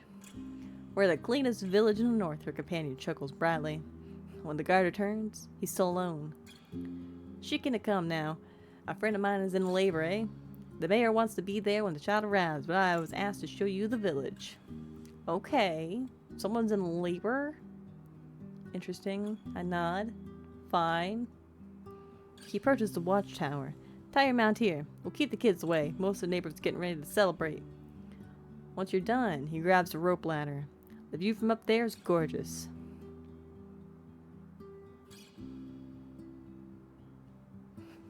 I'm so suspicious all the dang time. I'm like, I'll get my knife. I have my knife at the ready. I'll stippy stab him. Shank, shank. No, I just climb after him like a normal person. Even though the ladder swings in all directions, the guard gets to the top quickly, like a monkey climbing up creepers. You, on the other hand, need to stop and wait for the ladder to calm itself. When you join the man on the wooden platform, you're a bit dizzy. He's leaning on the wooden parapet, observing the area with a smile. I look around. Hey, it's all unlocked now. That's great. See? Oh, gotcha. There's no place like Allersdale. The god, it's definitely not the god. The god points in every direction, giving you no time to contemplate. For the next few minutes, he describes the fields and the crops, the flocks and the pastures, and the shepherds inspecting the fences.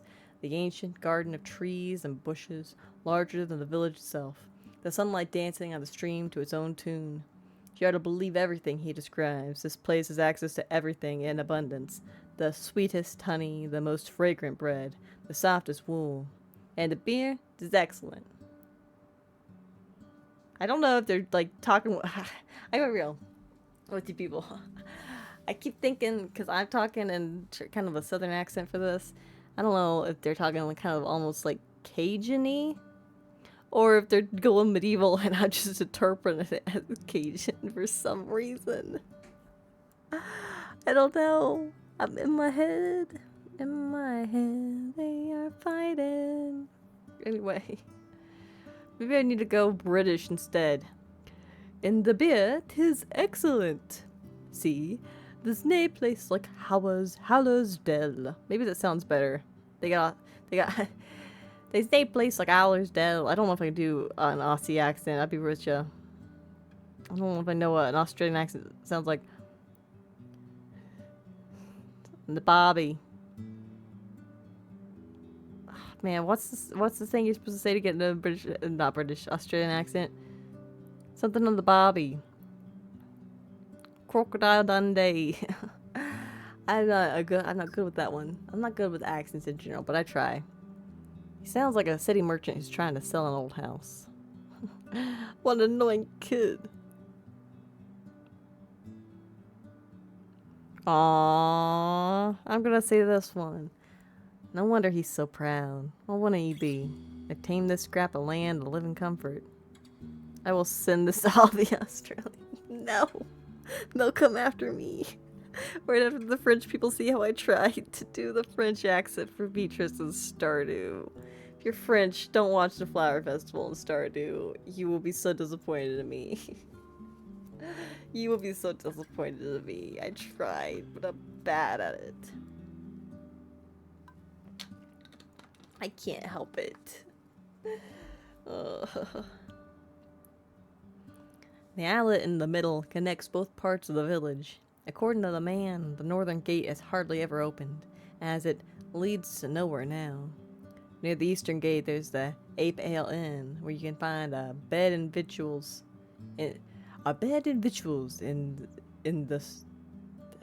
there's the stall where Akakios rewards our work, unless we annoy him with pointless talk. He lets out a chuckle. On the opposite side of the creek, there's another white house. It belongs to Bion, the best clothier in the north. The priests live in the southeast near the wall, but they do not talk to strangers. You also hear about the hunter, the cooper, the fisher, the miller. The pie maker lives with his sister, the baker, the smith and her husband, the carpenter live with their kids. Some of the larger buildings could accommodate 2, maybe even 3 generations at once. There could be more than 100 dwellers here. You consider stopping his speech, but he suddenly points at the islet again. There, see? The mayor's coming. The one wearing purple. You're free to join her, traveler. I nod and climb down. You try to get down quickly, but 2 steps are enough to make you sure that that's a bad idea. You wait for the ladder to find its balance. You're relieved when you touch the ground again. You untie your pal free and follow the guard. Past a small pasturage surrounded by a wooden fence, a few loose chickens and a tethered boar.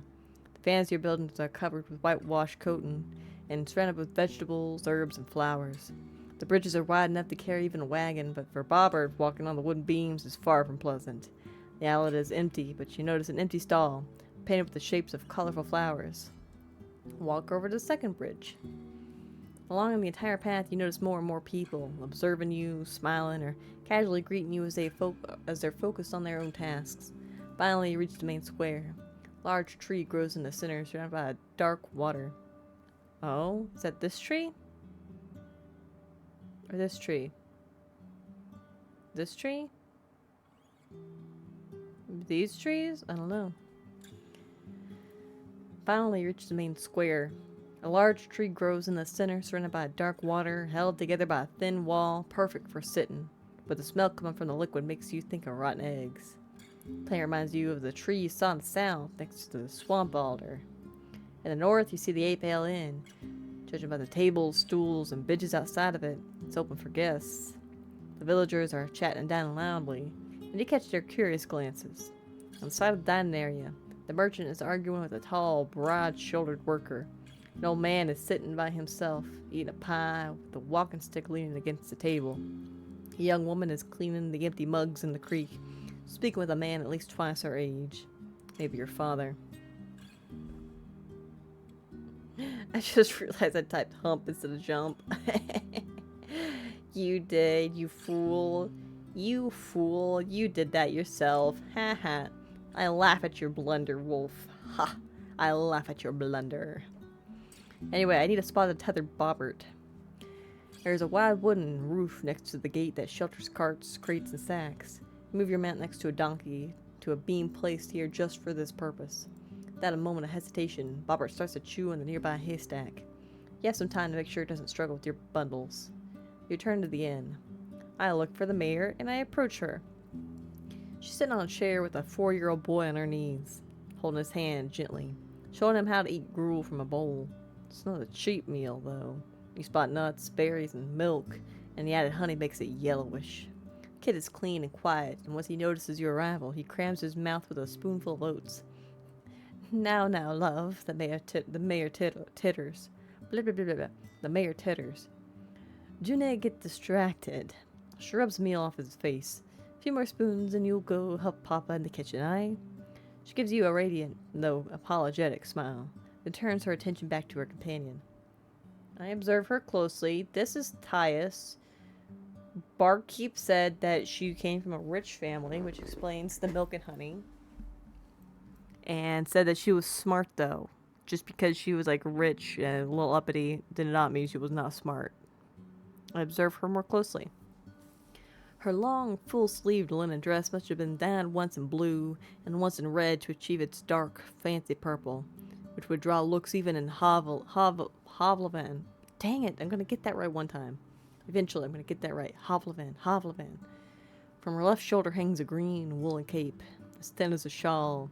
The brown belt on her waist has a large steel buckle that portrays a running deer with unrealistically large antlers, growing in all directions like tree branches.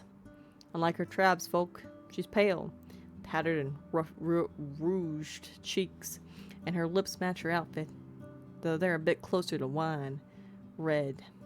The thick gray strands in her long blonde hair look more like a fashion choice than a result of aging. Her eyes are the color of her cape, keen and vigorous. She's shorter than most people around, though would still be the tallest woman in most of the northern settlements.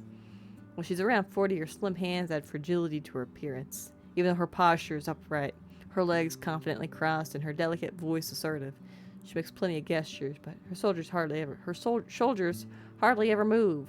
Ah, bah, bah, bah, bah. I'll wait. It's only polite. I just got here.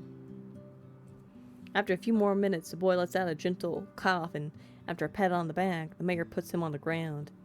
You did a great job, love. But now I need to speak with our guest, darling. She addresses one of the inn workers, a girl close to 15. Take him to his father, will you? Take him to father, will you? Her tone suddenly gets firmer. Firmer? No, I'm not British when I'm talking regularly. I'm Southern. Her tone suddenly gets firmer, leaving no hint of a question or suggestion. Yes, Ma, she responds. Both her hair and her eyes are nothing like those of her brother. Neither of the kids resemble their mother. Interesting. So we have a Roadwarden again. Please, sit down. She vaguely shows you the palm of her open hand, letting you pick any place you want. I go opposite. I sit in the stool opposite her. I'm a trade partner. You have a good look at the inn's front door, leading to a cellar-like ground floor.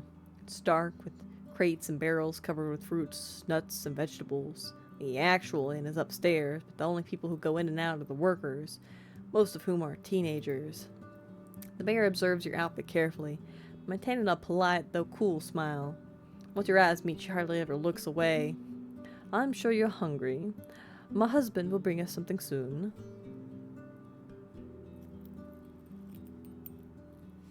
I appreciate it.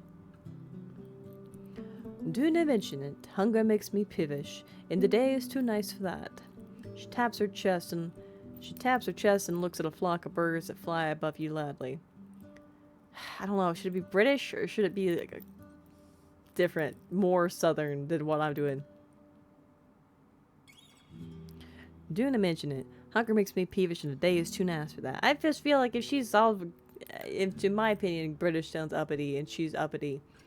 Do not mention it. Hunger makes me peevish and the day is too nice for that.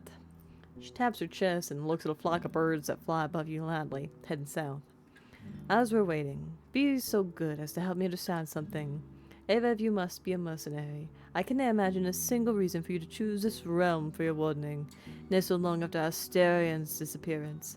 That is no glory nor treasures to find here. She's Scottish? Dagnabbit, there ain't no way I can do a Scottish accent. I'm so sorry, Scottish people. I'm not even gonna tip that because you would hate me forever. I can't do that. So the best I can do is location-wise British, which may be, you know, not great, but in my canon, British, she's rich. British be rich, upper class. So I cannot do a Scottish accent. I'm not even gonna try, man. That's the best I can do. I got Southern, I got British. That's what I got, folks. I got bad French. Parlez-vous français? Anyway. Cheesy crab me. I should have caught on to the Scottish stuff from the nay. That ain't gonna happen though. I thought for a moment I was like, should I try it? No, I'm not gonna do it. I'm not gonna do it. We'll all just end up embarrassed. You will be embarrassed for hearing it. I'll be embarrassed for doing it. Nope. Her pale fingers form a tent on her stomach, then clasp, even the forefingers pointing at you. You were sent here by the merchants. They want the peninsula. I'm freaking, she's smart. Barkeep said she was smart.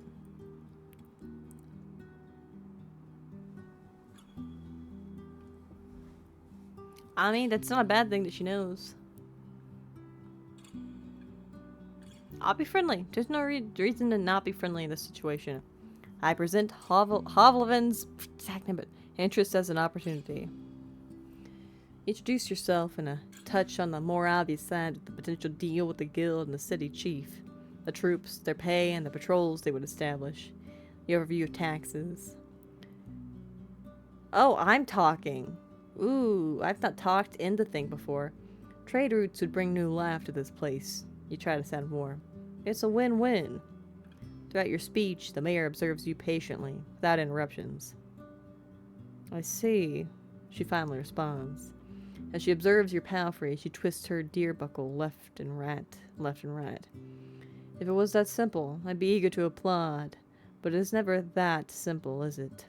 Her eyes fill up with melancholy, despite her smile. I appreciate that you're coming with a carrot, not a stick. But when it comes to the guild, there's always a catch. Her accent is now almost identical to the one used in the city. Oh.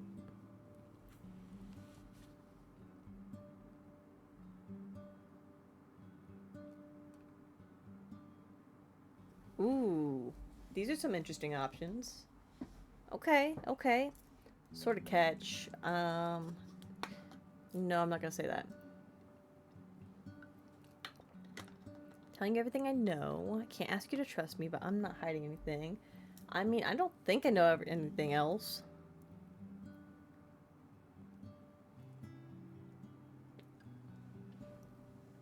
You're speaking from experience, I assume? And do I really sound like confident? She titters and waves her hand by her chin, as if you just offered her a compliment. And I've seen such negotiations during my studies, though I can't say I took an active part in them. Let me show you an example.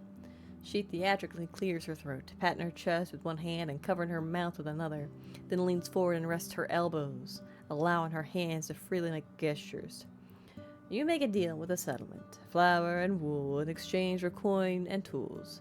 You send the first traders and that blah blah blah. You send the first traders and they imply that you're ready to pay more for, let's say, parchment. Months later, you want no more rye, just the parchment and wool. We can butcher any more mouflons, the locals say. Don't worry, you answer. We'll send you a small flock. Just turn one of your fields into a pasturage. As she pretends to speak as different characters, her voice comically shifts. She has no issue switching between accents. I wish I was her. Man, I wish I was her. I wish I was her. I wish I was her.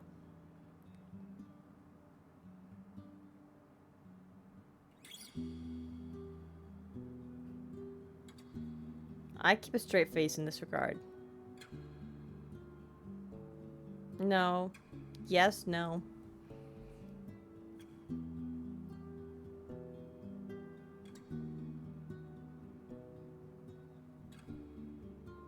I feel like smiling's weird right here.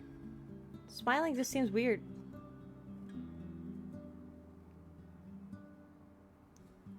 I keep a straight face.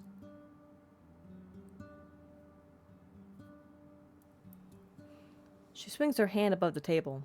Another year goes by, and while there's more parchment, the village lacks some crops. The tribe needs not just tools and coins, plenty of coins, but also seeds, and the guild is not satisfied. Sending out wagons costs a lot, and there are more highwaymen now. If you want us to come again, you need more mouflons than to sell us their cheese. What is a mouflon? I thought you sheared them. Now they're making cheese? And guess what? With a haunting laugh, she straightens up and spreads her arms like someone a third her age. Turns out the village can't say no anymore. They lack supplies, seeds, and land. They can't refuse.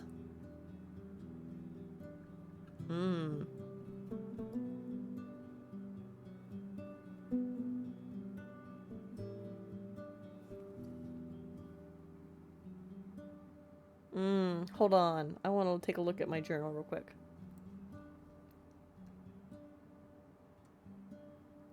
Oh, well, that's a new quest? Interesting. Interesting, that's a quest too.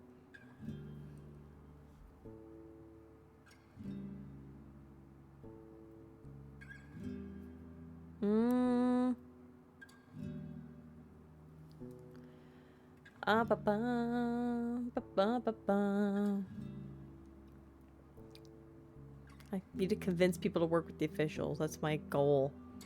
But, I mean, in this regard, she hasn't said no yet. She's just talking about the potential risks, so I'll just nod. She's right. It's better not to say anything stupid. The pause doesn't linger for long.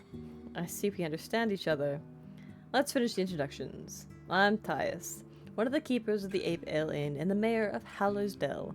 I assume it would be convenient for you to take my answer back to Hovlevan. Dag it! Dag nabbit! She wonders for a moment. Say, when could we expect the first caravan? After winter? Depends on what you can sell, and what you want in return. While the conversation goes on, the food gets served. Oh man, I'm full nourishment, guys. I'm full nourishment. Now I just need to clean myself and get one more vitality and a bit more armor, and I'm golden pony boy. While the conversation goes on, the food gets served. The refreshing aroma of roasted mutton covered with a thick sauce made of mint, parsley, and honey tempts you to bite in right away. The juices are sinking into the round trencher, a plate made of simple brown bread. Ooh, hoo, hoo, hoo.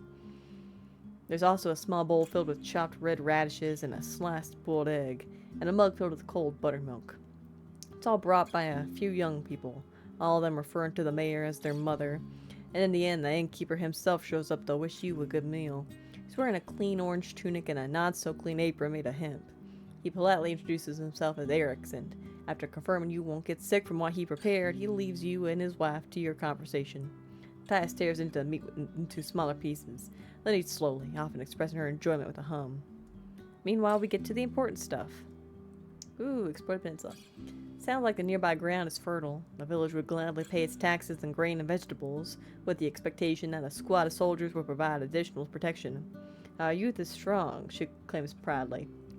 So we don't need your gods on our walls, but a lone Roadwarden won't keep the roads passable. We need fighters willing to patrol the paths, maybe even the heart of the woods. That's what we'd expect in return. You're not an expert when it comes to linen, cheese, and wool, so the mayor spent a good couple of minutes describing the outstanding quality of what the village has to offer, especially the clothes, which are meant to be as unique as those made by Master Crispus. Who the heck is that? You vaguely recognize the name as this tailor shoemaker, but you never earned enough to pay him for as much as a single sleeve. And of course, we will never reject some steel and bronze. We lack alloys for sickles and scythes. She repeats her question about starting a trade route. Truth be told, the guild is not sure what the peninsula has to offer. It's going to take more than your village to convince them. Ooh, new entry, Eastern Path. Understandable, but you won't find much in the other tribes. They're barely enough to survive, even after they trade for our crops, for we have the only decent soil in this realm. At least the people of Gale Rocks have salt and barrels of fish, while Creek sells meat and wood. Actually, if you haven't been in Creeks yet, the farthest village in the northeast, you could give them a chance. She nods with a smile. They could use your help with keeping their roads safe. White marshes, on the other hand, as well as old Pagos, are close to worthless. For a trade route, that is. She clears her throat. After these words, she stands up, walks to another table, and offers her trencher to an elderly man who sits there by himself. With a trembling voice, he thanks her and starts to chew on the soggy bread. She sits down, wipes her hand on a clean cloth, adjusts the folds of her cape, once again crosses her legs. So tell me, Numi the Blue, how's Hovlevan? Hovlevan. Haven't gathered much news since the invasion. Ooh, invasion? We've been invaded?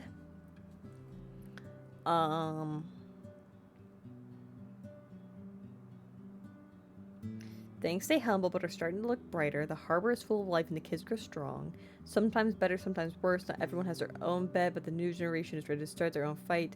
It's far from great. Children who lost their parents during the war have no trade in hand, and there's not enough settlements to send them away. Many people are unable to prosper. I don't know. Do I know anything about groups and places? Hovlevan? No. BC glossary? Do I know anything about an invasion? Wrath of the Herds?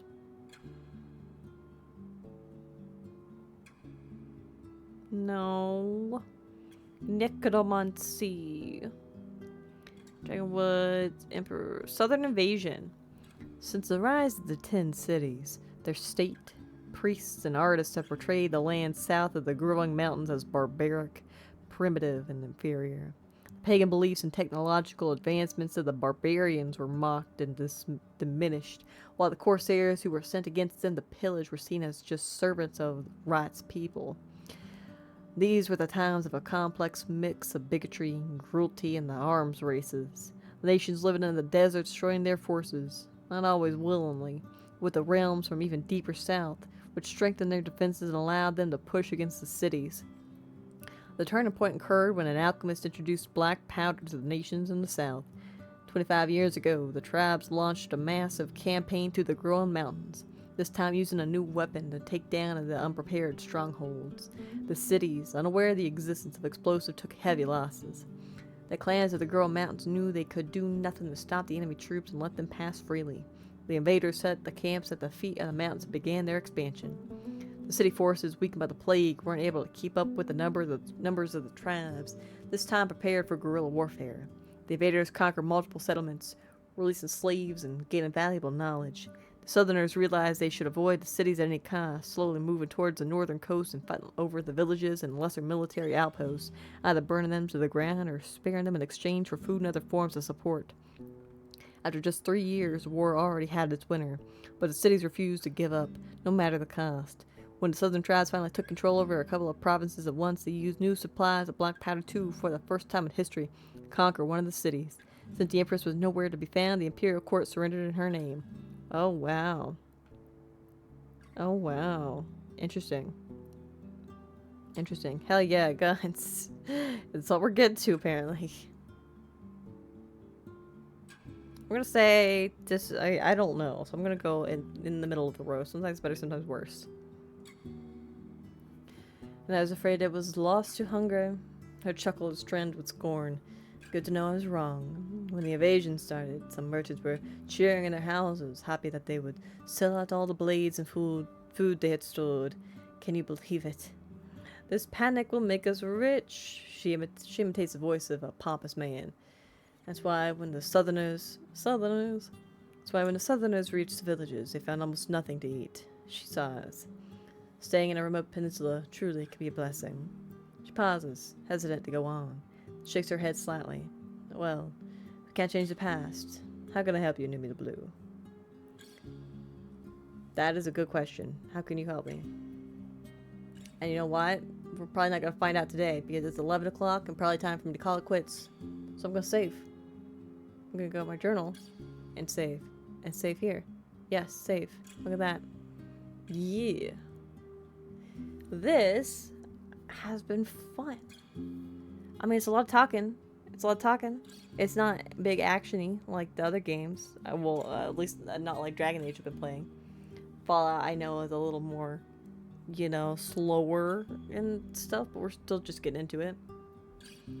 But this has been really interesting getting into. I feel like we've barely started. I gotta be real with you people. Look at our map. We're nowhere. We were here. This is where we started. We're only over here. Man, where even are we? I don't know. Fishing spot. Oh my god. I gotta go fishing, man. I would like to come back to this, but it might be a while before we do that. I kind of thought that this would be a smaller game, to be real with you guys, which is why I even went with it. But, you know, dang it, my thingamadoo. I think I'm dropping frames, but oh well. Also, I have to. You guys don't hear nothing when I do this. Definitely didn't hear that. Definitely didn't hear it. Didn't hear nothing. You heard none of that. No, you don't hear Windows. You hear nothing. It's definitely not my keyboard. Yeah, definitely not my keyboard. Anyway. Yeah. We are gonna call it quits there. Because it is 11 o'clock and I got to go to bed. So, hold on a second. We saved, but I will save again for posterity's sake. And let's go to the main menu. It's now auto-save, but you may want to save it. I just saved it, so yes, I want to go to the main menu. There we go. Yeah. But as I was saying before the Windows thing that you guys did not hear, we might have to return to this. I don't know when we will return to it, but I would like to. It might be a hot minute though, because I have some other streams planned for this month. Surprise stream stuff. So we'll see. We'll see. Anyway, I'm gonna switch this over to my end screen now. There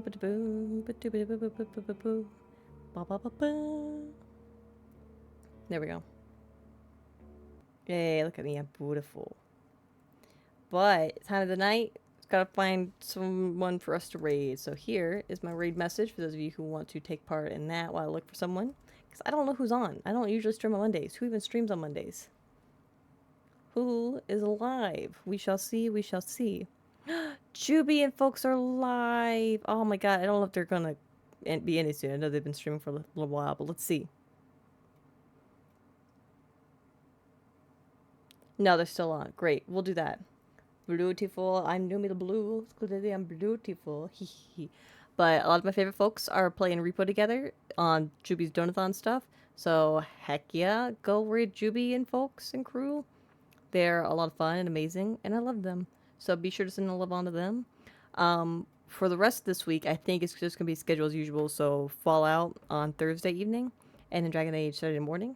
For more information about when I go live and all that fun stuff, you can follow me here or check out my Blue Sky, which is linked below. More information on my Donathon goal, my subathon goals are also my Blue Sky pinned as a post. And I suppose I'll also upload this to YouTube. How freaking dare you? I cannot believe you would do such a thing to me. You scared the bejesus out of me, Wolf. Gosh darn it.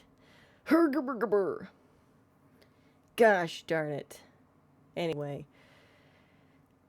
YouTube for my full lengths. You can do that as well. Yeah. But there's gonna be more fun the rest of this month. So be sure to be following me in places to know when I go live and all that hullabaloo stuff. But